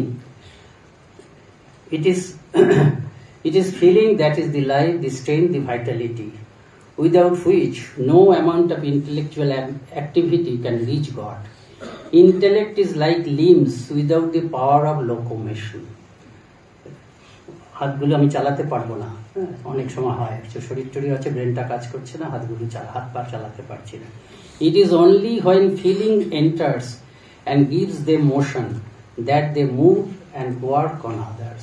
আমরা যে কাজ করি, বুদ্ধিকেও যে চালাই, অনুভূতি আছে বলে, ভালোবাসা আছে বলেই বুদ্ধি ঠিক ঠিক কাজ করে, আমার শরীর ইন্দ্রিয় সবকিছু কাজ করে। That is so all over the world, and it is a thing which you must always remember. It is one of the most practical things in Vedantic morality. কাজে ভালোবাসা এটার উপরে কিন্তু সব থেকে বেশি জোর। এবং স্বামীজি যে কথা বলছেন ওই গড ইন এভরিথিং, যে এটাই হচ্ছে ত্যাগ, ডিফাই দিস ওয়ার্ল্ড, জগৎকে দিব্যায়িত করো। তুমি কখনো ভগবান ছাড়া কিছু দেখোনি, ভগবানকেই ভুল করে মানুষ ভেবেছো বা অন্য কিছু ভেবেছো, তোমাকে এখন কি করতে হবে? স্বামীজি বলছেন যে প্রথমে যে টেবিলটা দেখছো, টেবিলটাকে দেখার আগে প্রথমে ভগবান, তুমি নিজে ভগবান, এই টেবিলটা ভগবানের মাধ্যমে টেবিল দেখো, ভগবানের মাধ্যমে সবাইকে দেখো, তাহলে সেটাই হচ্ছে শিব ত্যাগ। মানে জগৎকে জগৎ রূপে ত্যাগ করলে ব্রহ্ম সত্য, জগৎ মিথ্যা, জগৎকে জগৎ রূপে ত্যাগ করলে ব্রহ্মরূপে আবার গ্রহণ করলেন। দুটি ব্রহ্ম নয়, দুটি সত্য নয়, এক সত্য, ওয়ান লাইফ থ্রু আউট। জগৎ ব্রহ্ম, ঈশ্বর ব্রহ্ম, এবং দুটি মিলিয়ে হচ্ছে এক ব্রহ্ম, সেটা জগৎ সত্য। আমরা যে পূজা করছি, ওয়ার্ক ইজ ওয়ার্শিপ, এই শিবজ্ঞানে জীবসেবা, এই বুদ্ধির থেকে। জ্ঞানের পরে বিজ্ঞান কথাটা আমরা শুনছি, ঠাকুর বলেছেন যে স্বামীজি বলেছিলেন না ঠাকুরকে যে তুই কি চাস? আমি সুখদেবের মতন নিরন্তর সমাধি মগ্ন হয়ে থাকতে চাই, মাঝে মাঝে নামবো, শরীরটাকে রাখবো, আবার সমাধিতে চলে যাবো। স্বামী ঠাকুর কি বললেন? তিরস্কার করলেন। আমি ভেবেছিলাম তুই বিরাট আধারোহী, তুই নিজের মুক্তি চাস, ওর থেকে উঁচু অবস্থা আছে, এটা বলছেন। বাবা যে নির্বিকল্প সমাধির থেকে উঁচু অবস্থা, এই প্রথম বোধে আমরা এরকম শুনছি যে বেদান্তের একজন অদ্বৈত জ্ঞান 6 মাস ধরে অদ্বৈত ভূমিতে ছিলেন, একবার ভাবমুখ ইয়েতে ছিলেন, অদ্বৈত ইয়েতে ছিলেন, তারপরে ভাবমুখে নেমে এলেন। অদ্বৈত সিদ্ধ একজন বিরাট মহাপুরুষ, মানে শ্রেষ্ঠ অদ্বৈতিন একজন, তিনি অদ্বৈতের এত বড় উচ্চ আধার, তাকে বলছেন নির্বিকল্প সমাধিটা হীন বুদ্ধি, ওর থেকে উঁচু অবস্থা আছে কি? তুই যে গান করিস, জো কুছ হ্যায় সো তু হি হ্যায়, যা কিছু সব তুমি, এইটা হতে হবে। দেখবেন রাজা মহারাজজি বলছেন যে নির্বিকল্প সমাধির পরে ঠিক ঠিক আধ্যাত্মিক জীবন শুরু হয়। এরা সবাই বিজ্ঞানের কথা বলছে। জ্ঞানের পরে বিজ্ঞান বলতে ঠাকুর কি বলছেন, কথামৃতে বলছেন, সেখানে জ্ঞান এবং ভক্তি দুটো মিলে যাচ্ছে। কিন্তু অদ্বৈত জ্ঞানী, অদ্বৈত তুই জ্ঞানী এবং ভক্ত দুই হ। ঠাকুরের উদাহরণগুলো কি এই বিজ্ঞানের উদাহরণ, যে যখন ছাদে উঠছি প্রত্যেকটা সিঁড়ি এক এক করে ত্যাগ করতে হচ্ছে, মিথ্যা মিথ্যা ব্রহ্ম সত্য জগৎ মিথ্যা, খালি ত্যাগ করে করে ছাদে উঠছি। ছাদের ওপরেই জ্ঞান আছে এরকম।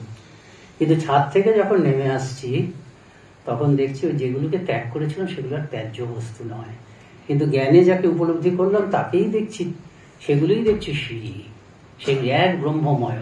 কাজেই ছাদে ওঠার সময় আমি ধরুন উদাহরণস্বরূপ 7 নম্বর সিঁড়িতে দাঁড়িয়ে আছি, তখন আমার যে অনুভব, ছাদ থেকে নামার পরে যখন 7 নম্বর সিঁড়িতে দাঁড়িয়ে আছি তখন কিন্তু এক অনুভব নয়। তখন আমার ওই ব্রহ্মজ্ঞানের স্মৃতি রয়েছে। শারদানন্দী এই কথাটা হচ্ছে, ব্রহ্মজ্ঞানের স্মৃতি থাকার জন্য কি হচ্ছে, সব কিছুর মধ্যে আমি ব্রহ্মকে দেখছি। সেই ব্রহ্মকে দেখাটা কি, ঠাকুরের অনুভূতি থেকে একটু একটু আন্দাজ করতে পারি। সবকিছু চৈতন্যে জড়ে আছে, ঠাকুর বলছেন, যেন কুয়াশার মতন দেখছি। দেখবেন কুয়াশার মধ্যে কুয়াশাটাও দেখা যায়, বাড়িঘরগুলোর আবছা দেখা যায়।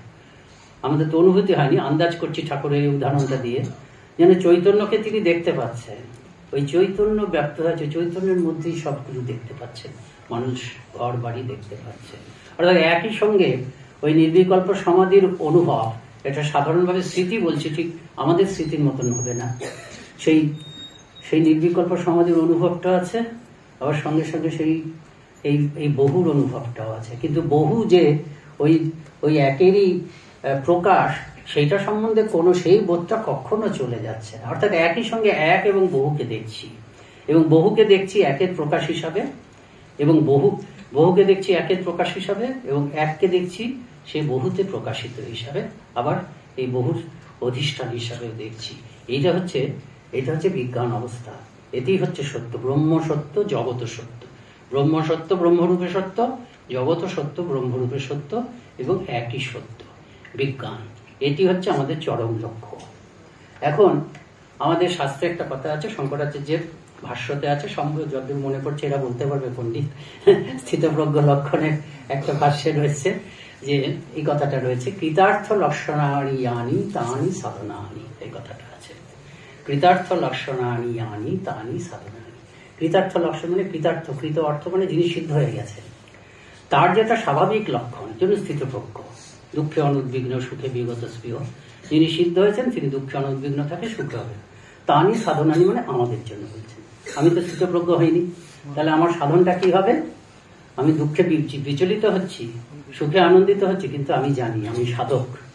ওই কৃতার্থ পুরুষকে দেখেছি, পড়েছি, শাস্ত্রে পড়েছি, কৃতার্থ পুরুষ দুঃখে অনুদ্বিগ্ন থাকে, সুখে বিগত স্পৃহ থাকে। সেই জন্য আমি আরোপ করছি আমার উপরে, ওটাই আমার কর্তব্য। এটা সেলফ ডিসেপশন নয়, আত্মপ্রপঞ্চনা নয়, ওটাই আমার সাধনা।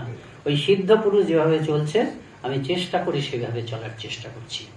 তাহলে কি হচ্ছে? বিজ্ঞান, মানে সর্বভূতে ব্রহ্ম, সবাই মধ্যে ব্রহ্ম দেখছি আমি। বহুকে ব্রহ্মের প্রকাশে, একের প্রকাশ হিসাবে বহুকে দেখছি, আর বহুকে দেখছি একের উপরে অধিষ্ঠিত। তাই এই যে এটা হচ্ছে শেষ লক্ষ্য, কৃতার্থ পুরুষের এটাই লক্ষণ, রাজা মহারাজের এই লক্ষণ, নির্বিকল্প সমাধি। সারা আমাদের স্বামীজি একদম কৃতার্থ পুরুষ, তার স্বাভাবিক লক্ষণ এই ছিল, ঠাকুরের স্বাভাবিক লক্ষণ তাই ছিল, মায়ের স্বাভাবিক লক্ষণ তাই ছিল। মা বলছেন না যে দেখছি যে পিছলেও ঠাকুর, তা আমাদের স্বাভাবিক লক্ষণ নয়, আমাদের হচ্ছে চেষ্টা। সেই চেষ্টারই প্রকাশ হচ্ছে এইটা শিবজ্ঞানী জীবেশ। যে আজকে ধ্যান করছি যার, তিনি যিনি, চোখ মেলে তাকাচ্ছি যিনি, তিনি তো নঙ্গাধ্বনি বলছেন না যে ধ্যান করবে, চোখ খুলে বলবে what can I do for you. So the God I am meditating on with my eyes closed, the same God is waiting before me when I open my eyes. That is I say, what can I do for you? সামনে যে শ্রীরামকৃষ্ণের ধ্যান করলাম, চোখ বুঝে, চোখ খুলে যাদেরকে দেখছি তারা সেই শ্রীরামকৃষ্ণ এবং শ্রীরামকৃষ্ণের অপর মূর্তি শ্রী মহাজ্যোতি বলি। কাজে কি আমি তার জন্য করতে পারি? সেই জন্য ধ্যান এবং সেবা, ধ্যান এবং সেবা, এই হচ্ছে প্র্যাকটিক্যাল বেদান্ত। সব অবস্থা আমি ভগবানের ধ্যান করছি, সব অবস্থায় আমি ভগবানের কাজ সেবা করছি, সব অবস্থায় আমি যে কাজ করছি সেই যার নাম জানি বা না জানি, দেশের জন্য হোক, সমাজের জন্য হোক, রামকৃষ্ণ সংঘের মাধ্যমে ওই যারা বর্ণার্থ তাদের জন্য হোক, কিন্তু আমি এটা তো জানি সবাই আমার ঠাকুর বা মায়ের এক একটা রূপ। কাজে প্রত্যেকটা জিনিস, প্রত্যেকটা চিন্তা, ধ্যানও ঠাকুরমা স্বামীজির ধ্যান, সেবাও ঠাকুরমা স্বামীজির সেবা, এবং প্রত্যেকটা কাজ ঠাকুরমা স্বামীজির কাজ। কাজে কাজ পূজা এটাও প্র্যাকটিক্যাল বেদান্ত, সেবা শিবজ্ঞানী জীবের সেবা এটাও প্র্যাকটিক্যাল বেদান্ত, এবং আমি যে চোখ বুঝে ধ্যান করছি সেটাও হচ্ছে প্র্যাকটিক্যাল বেদান্ত। এখন প্রশ্ন উঠতে পারে, এই বেদান্ত বলছেন, অদ্বৈত বেদান্ত বলছেন, তাহলে এই যে আমরা ধ্যান করছি, আমাদের যে ইষ্ট দেবতার ধ্যান করছি, এগুলো কি? আমাদের ইষ্ট দেবতা হচ্ছে ব্রহ্মেরই একটা রূপ। আমার নিজের ক্ষেত্রে এবার হয়েছিল, আমি এক্স্যাক্টলি বলবো না, কিন্তু যে কথাটা যেভাবে গুরুদেব রিয়াক্ট করেছিলেন সেটা বলবো। ধরুন আমি একটা উদাহরণ দিচ্ছি, যেটা নয়, আমার ধরুন দুর্গা মাকে খুব ভালো লাগে, আমাকে হয়তো ধ্যান করতে বলা হয়েছে, ইষ্ট দেবী বলে নির্দিষ্ট করা হয়েছে কালী মাকে। তো আমি একদিন আমার গুরুদেবকে জিজ্ঞেস করলাম যে মহারাজ, আপনি তো এই ইষ্টদেবী আমার কালী, তাকে ধ্যান করতে বলেছেন, কিন্তু আমার তো দুর্গা মাকে ধ্যান করতে পারে। যেই বলা এমন হাসলেন না, সেই হাসিটা হচ্ছে ওই মাদাম কালভে যখন স্বামীজিকে বলেছিলেন এগুলো আপনি কেমন করে জানলেন, হ্যাঁ, আমার জীবনের গোপন কথা। তখন স্বামীজি একটা যেন বাচ্চা ছেলে, কি একটা বাচ্চার মতন কথা বলেছে, হাসা ঠিক, গুরুদেব ওইটাতে হাসলেন। আচ্ছা বলো তো ধ্যান কার করে? আমি তো চুপ করে বসে আছি। যারই ধ্যান করো না কেন, ধ্যান আসলে ব্রহ্মের ধ্যান। তখনও হাসছে। বেদান্ত ব্যাপারটা একটু কঠিন, বেদান্ত ব্যাপারটা একটু কঠিন। কাজে যারই আমরা ধ্যান করছি সে হচ্ছে ব্রহ্মের ধ্যান। এবং এই ধ্যান করতে করতে বেদান্তে, এই ধ্যান করতে যিনি আছেন তিনি ব্রহ্ম। আমরা শ্রীরামকৃষ্ণই সেই অদ্বৈত তত্ত্ব। কালকে সর্বপ্রিয়ানন্দের বক্তৃতা ছিল, ও একটা খুব সুন্দর কথা বললো, অনেক ছোট বলে ও বলছি, কিছু মনে করবে না, সে অনেক শ্রদ্ধেয়, বিশ্ববিখ্যাত। তো একটা সুন্দর কথা বললো প্রসঙ্গক্রমে। ও এই কথাটি শুনেছেন মহাপুরুষ মহারাজের দীক্ষিত সন্ন্যাসী, আমরাও দেখেছি, প্রায় 100 বছর বোধহয় বেঁচেছিলেন, উপেন মহারাজের কাছ থেকে। এবং উপেন মহারাজকে বলেছিলেন স্বামী অখণ্ডানন্দজি মহারাজ। বলছেন যার যা, অখণ্ডানন্দজি বলেছেন, যার যা ইষ্ট সেই হচ্ছে তার আত্মা। অর্থাৎ শ্রীরামকৃষ্ণ যদি আপনার ইষ্ট হন, শ্রীরামকৃষ্ণই ব্রহ্ম, শ্রীরামকৃষ্ণই আত্মা। আমার আত্মাই ব্রহ্ম। আত্মা ব্রহ্ম মানে কি? আমি প্রথমে নিজেকে আত্মা হিসেবে বুঝি, আমি চৈতন্য স্বরূপ বুঝি, আমি দেহ নই, মন নই, বুদ্ধি নই, ক্ষুদ্র অহংও নই, আমি চৈতন্য স্বরূপ, এটা বুঝি। তারপর আমি বুঝি আমি সেই সর্বব্যাপী বৃহত্তম চৈতন্য ব্রহ্ম। কাজে উনি বলছেন, অখণ্ডানন্দই বলছেন, যার যা ইষ্ট সেই ইষ্টই হচ্ছে তার আত্মা। এবং আমাদের মন্ত্রতেও দেখবেন যে ওঙ্কার লাগানো থাকে সাধারণত। ওঙ্কার হচ্ছে সেই ব্রহ্মের প্রতীক। কাজে ওং শিব যদি থাকে, বুঝতে হবে ওই ওংই শিব হয়েছেন। ঠাকুরও কথামৃতে সহজভাবে এই কথাটা বলছেন, যিনি ওং, সেই ওম থেকেই ওং রাম, ওং শিব, ওম কালী বলছেন। সাধারণত আমরা উপাসনা করি, অবতার পুরুষদের উপাসনা করি অথবা দেবদেবীদের উপাসনা করি, ঠাকুর বলছেন সবাই কিন্তু তাই। ওং থেকেই ওং কালী, ওং শিব, ওম রাম, রাম অবতার, শিব কালী দেবদেবী। কাজে ব্রহ্ম, সবই ব্রহ্ম, এই জিনিসটা ভাবতে হবে। এবং আমরা যে প্রতিদিনের যে ধ্যান ধ্যান করি, সেখান থেকেই আমাদের সেই অদ্বৈত জ্ঞান হতে পারে।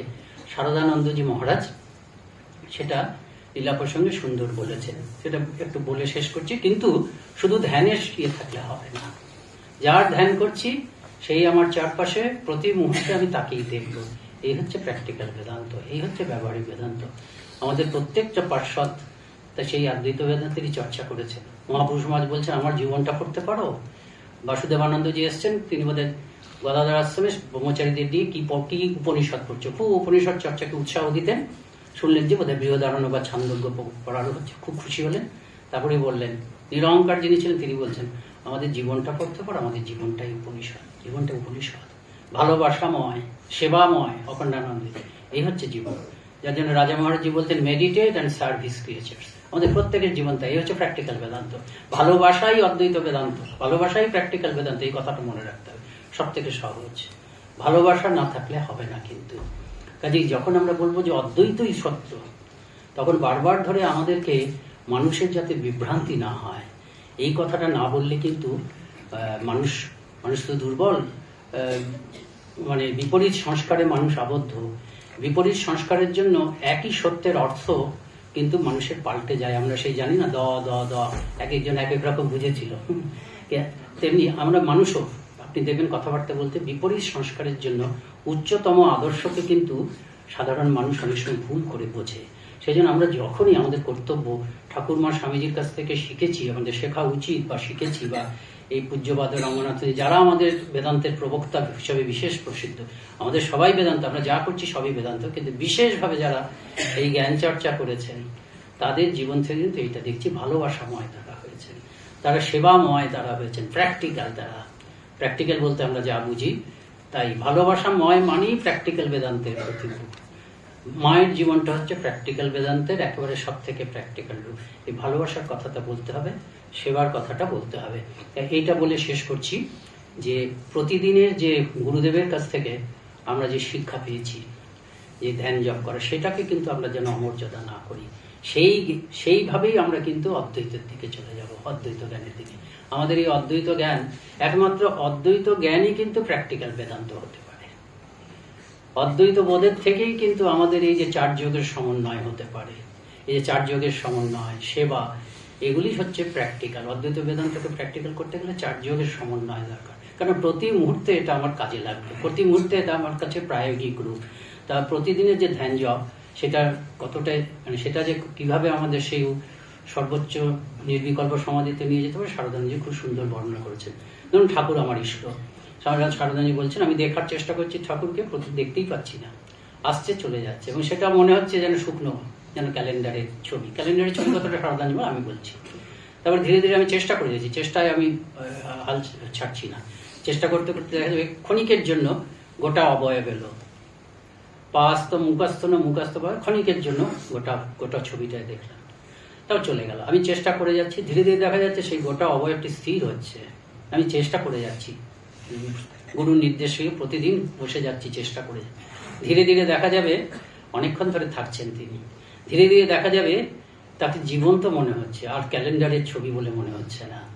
তারপরে দেখা যাবে তিনি হাসছেন সহাস্যমুখ, তারপরে দেখা যাবে তিনি কথাও বলছেন ধ্যানে। তখন এমন হবে যে বাইরের জগৎটার থেকে সারাদিন ধরে আমি কাজ করছি, হাত দিয়ে করছি, বাইরের জগৎ হলো মনে হচ্ছে ওই জগৎটা বেশি রিয়াল।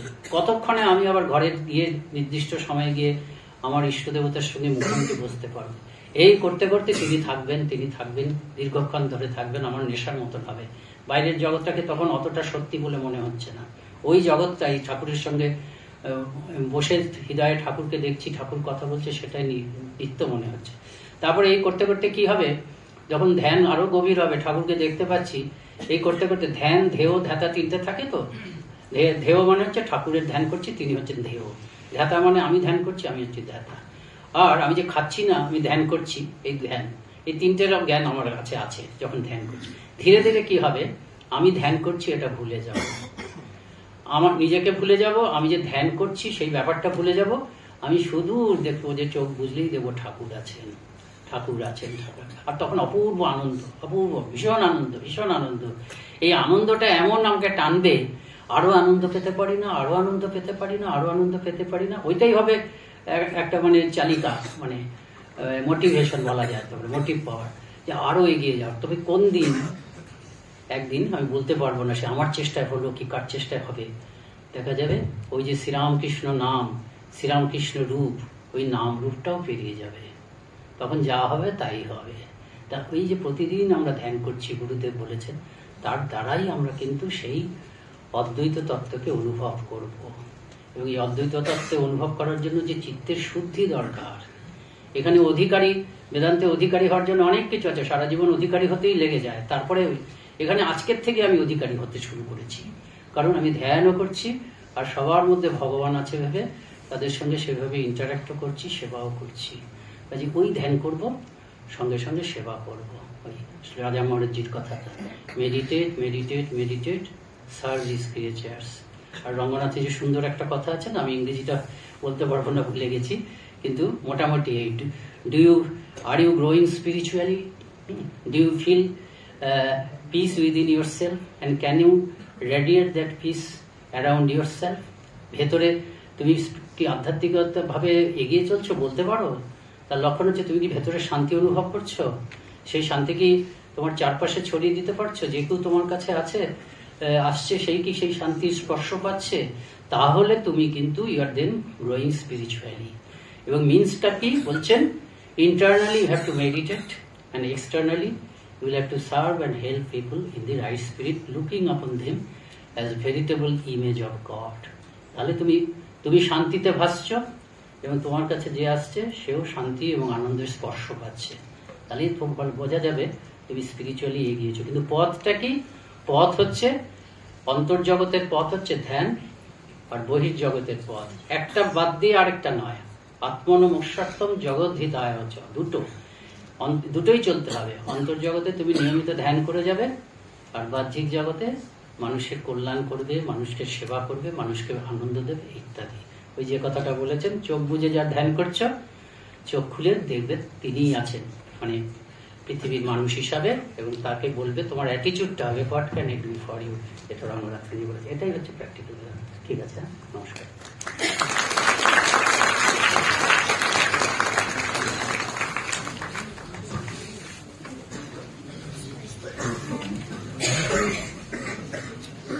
বেদান্ত কিভাবে আমাদের জীবনে মূর্ত হতে পারে তার বিভিন্নভাবে মহারাজ সুন্দরভাবে ব্যাখ্যা করলেন।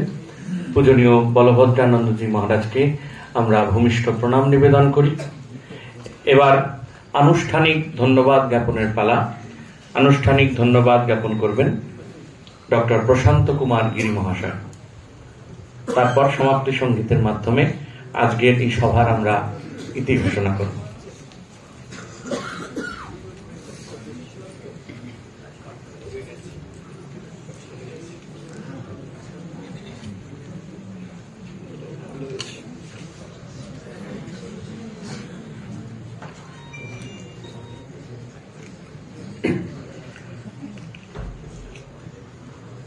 জয় শ্রীরামকৃষ্ণ।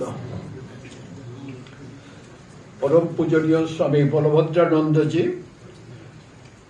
ও সন্ন্যাসী বৃন্দ ও ভক্তমন্ডলী, এই পূর্ণ সায়ান্নে আপনাদের সবাইকে প্রীতি, ভালোবাসা, শুভেচ্ছা, সশ্রদ্ধ নমস্কার জানাই। এক মহান সন্ন্যাসী স্বামী রঙ্গনাথানন্দজি মহারাজের স্মারক বক্তৃতা শোনা এবং সেই সঙ্গে তার প্রতি শ্রদ্ধা জানিয়ে নিজেরা ধন্য হওয়ার প্রয়াসে এখানে সমবেত হয়েছি। রঙ্গনাথানন্দজির জীবন এক কথায় miracle, A super natural work of god. স্কুলের বাইরে তার প্রচলিত শিক্ষা ছিল না, কিন্তু নিজের চেষ্টায় এবং সেই সঙ্গে অবশ্যই ঈশ্বরের কৃপায় তিনি নিজেকে সারা বিশ্বের শিক্ষক হিসেবে পরিগণিত করেছিলেন। তার বক্তৃতা সব মানুষকে নাড়া দিত, জাগ্রত করত। স্বামী আত্মস্থানন্দজি 50th প্রেসিডেন্ট, রঙ্গনাথানন্দজির জন্মশতবার্ষিকী 2008 সালে যখন হয়, তখন একটি বই বেরিয়েছিল দি মঙ্ক উইদাউট ফ্রন্টিয়ার্স। তাতে একটা আর্টিকেল ছিল an extraordinary spiritual force. তাতে লিখছেন, please pardon me if I am wrong. I think that after Swami Vivekananda, nobody has been able to spread Indian spiritual thought in the world as Swami Ranganathanandaji Maharaj has done. At least I do not know of anyone. কিছুক্ষণ পরেই আবার বলছেন, the way Sri Ramakrishna got things accomplished through Swami Ranganathanandaji can only be said to be a miracle of God. It is astonishing, simply astonishing. 1947 সালে তখন রঙ্গনাথানজি করাচিতে স্বামী Madhavananda general secretary, উনি রঙ্গনাথানজি বক্তৃতার একটু পরে উনি পিছন দিকে গিয়ে এক জায়গায় চুপচাপ শুনতে গেলেন। বেরিয়ে এসে সন্ন্যাসীদের বলছেন জাস্ট এই কথা, ঠাকুর শঙ্করকে কোলে নিয়ে কি খেলা খেলছেন। আমরা একবার রঙ্গনাথকে জিজ্ঞেস করেছিলাম, উনি আমাদের পাথুয়াটা আশ্রমে যেতেন, লোকেশ্বরানন্দজির একই গুরু, শিবানন্দজির শিষ্য। আবার নরেন্দ্রপুরেও লোকেশ্বরানন্দজি ওনাকে অনেকবার এনেছেন। আর আমার সৌভাগ্য হয়েছিল ছোটবেলা, উনি হসপিটালে ছিলেন, আমি দেখতে গিয়েছিলাম। আমাকে পরে এক জায়গায় একটা মিটিংয়ে বসে আছি, আমাকে ডেকে বললেন, এই এসো, তুমি আমাকে দেখতে গিয়েছিলে, কিছু দিতে পারিনি। পকেট থেকে সন্দেশ বের করে সবার সামনে বললেন, এখানে তুমি দাঁড়িয়ে দাঁড়িয়ে খাও। আমি ছোট অবশ্য একটু, ওনার সঙ্গে একটা সম্পর্ক গড়ে উঠেছিল। তা একবার বললাম, মা এত সুন্দর করে বলেন কি করে? উনি বলছেন, আমি কার আশীর্বাদ পেয়েছি জানো? তা এক জায়গায় লেখা থেকে আমি বলছি কথাগুলো।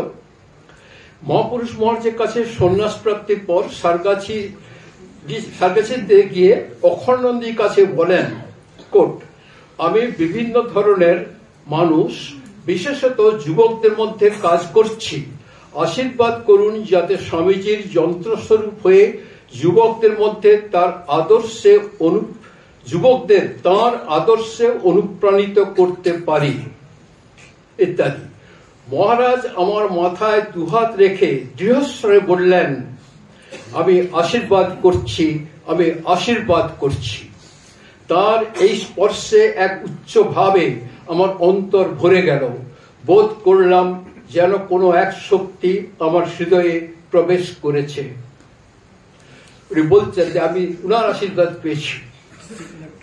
আমি কয়েকদিন আগে আমাদের দীপ্তি মহারাজের কাছে একটা ঘটনা শুনছিলাম, যে মহারাজ তখন প্রেসিডেন্ট, বিকালবেলা বসে থাকতেন গঙ্গার দিকে মুখ করে, তখন কাছে যারা থাকতেন কথা বলতে চাইতেন না, ওরা মাঝে মাঝে তো জিজ্ঞেস করতো।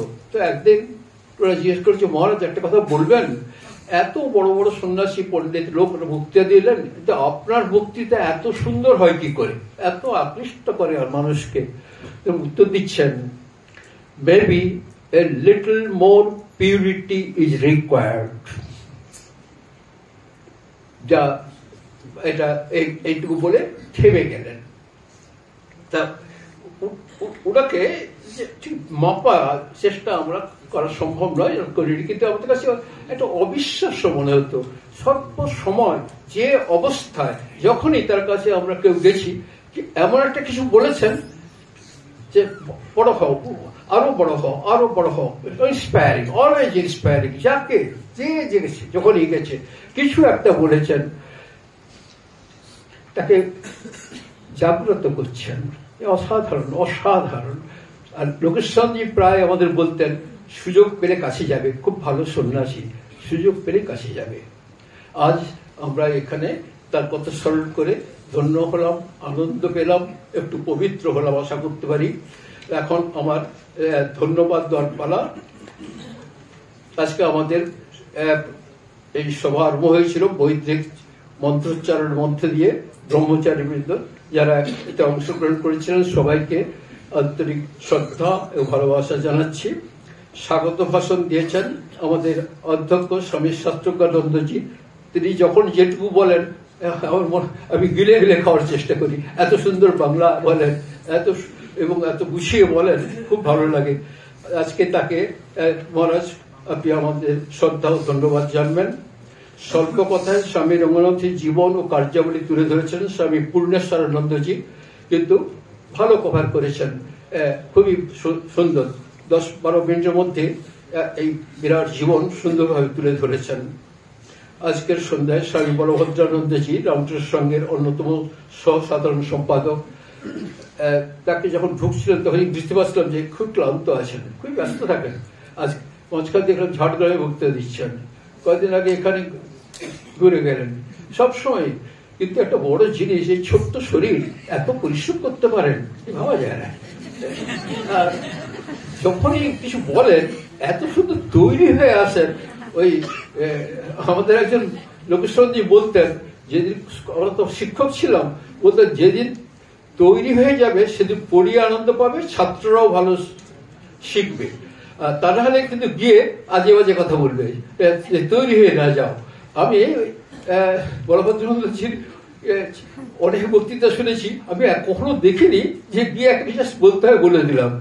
একবার তৈরি হয়ে গুছিয়ে সুন্দর করে জিনিসটাকে মহারাজ উনি আমাদের এখানকার ছাত্র। আর আমার বয়সের গুণে এই প্রতিষ্ঠানের সব ছাত্রই আমার ছাত্র। আমি প্রথম ক্লাসকে কলেজেরও পড়িয়েছি, স্কুলেরও প্রথম ক্লাসকে পড়িয়েছি, যার ফলে সম্পর্কটা একটু অন্যরকমের। মন্তব্য তাকে আমাদের আন্তরিক ধন্যবাদ, শ্রদ্ধা, ভালোবাসা জানাচ্ছি। মহারাজ এইভাবে স্বরূপ ঠাকুরমা স্বামীজির কথা আপনার মাধ্যমে সবাই শুনবে, উৎসাহ পাবে, বড় হবে। সঞ্চালক স্বামী বিশ্বাসানন্দজি সুন্দরভাবে পরিচালনা করেছেন, তাকেও ধন্যবাদ জানাই।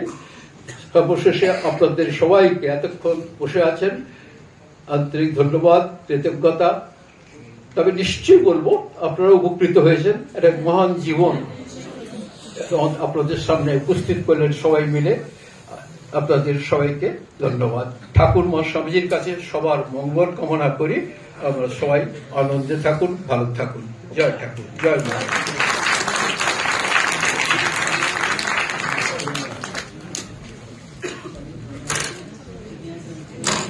আমাদের শ্রদ্ধেয় প্রশান্ত দাকে আমরা শ্রদ্ধা নমস্কার জ্ঞাপন করি। আমরা অনুষ্ঠান শেষ করব সমাপ্তি সঙ্গীতের মাধ্যমে।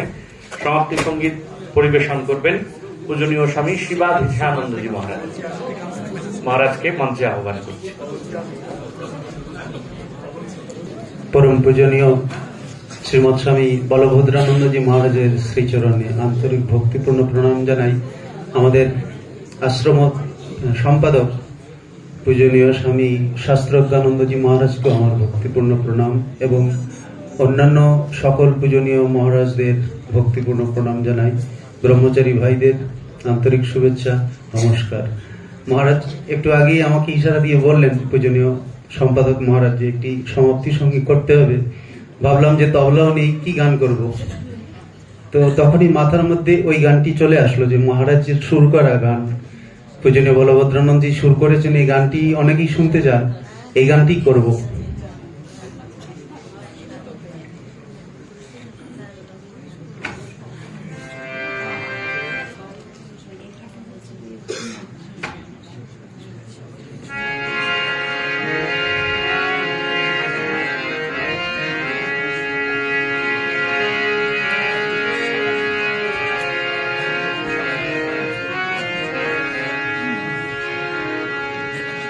যে তৃষা জাগিলে তোমারে হারাবো, সে তৃষায় আমার জাগায় না। যে তৃষা জাগিলে তোমারে হারাবো, সে তৃষায় আমার জাগায় না। যে ভালোবাসায় তোমারে ভুলিব, যে ভালোবাসায় তোমারে ভুলিব, সে ভালোবাসা ভুলায় না। যে তৃষা জাগিলে তোমারে হারাবো, সে তৃষায় আমার জাগায় না।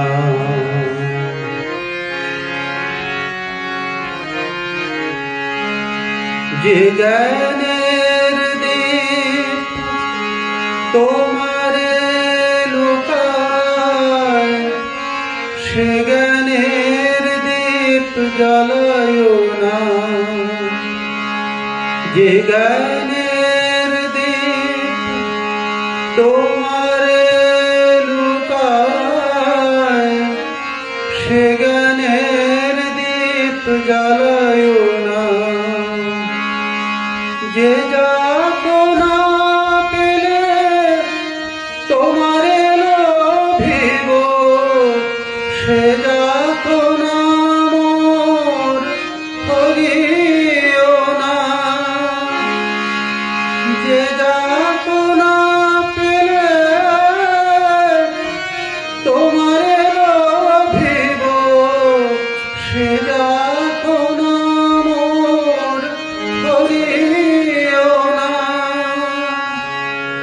যে তৃষা জাগিলে তোমারে হারাবো, সে তৃষায় আমার জাগায় না।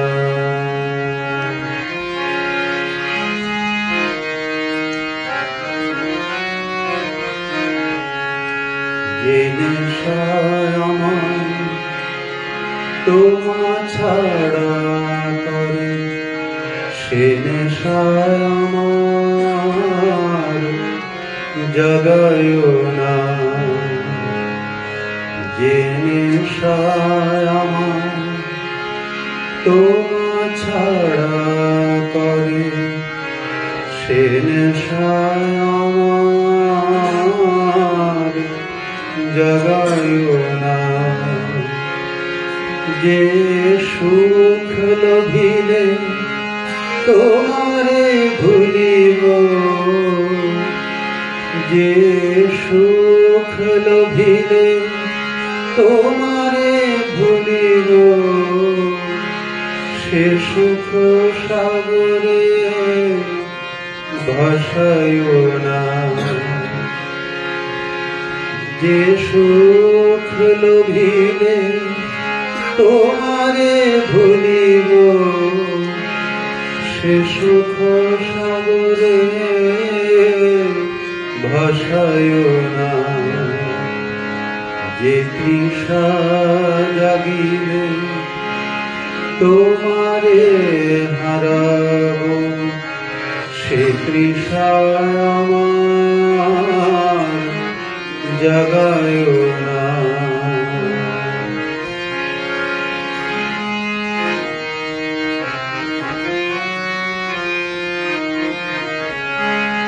যে কথার মাঝে তব কথা নাই, সে কথা আমারে শোনায় না। যে কথার মাঝে তব কথা নাই, সে কথা আমারে শোনায় না। যে আঁখি ঝরিলে তোমারে লোভিব, সে আঁখির ধারা মুছায় না। যে আঁখি ঝরিলে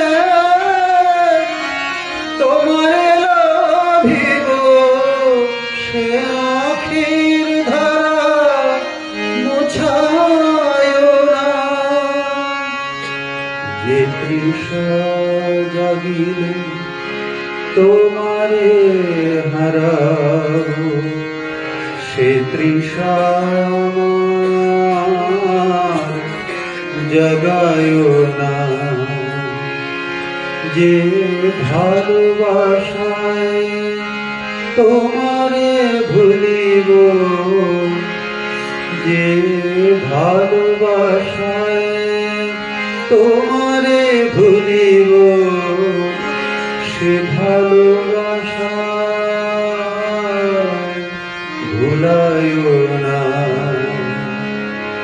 যে তৃষা জাগিলে তোমারে হারাবো, সে তৃষা আমার জাগায় না।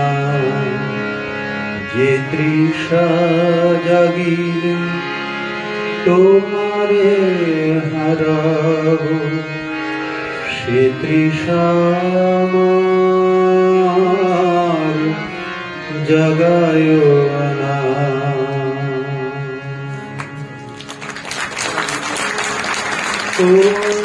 शांति शांति शांति हरि ओम तत्सत्।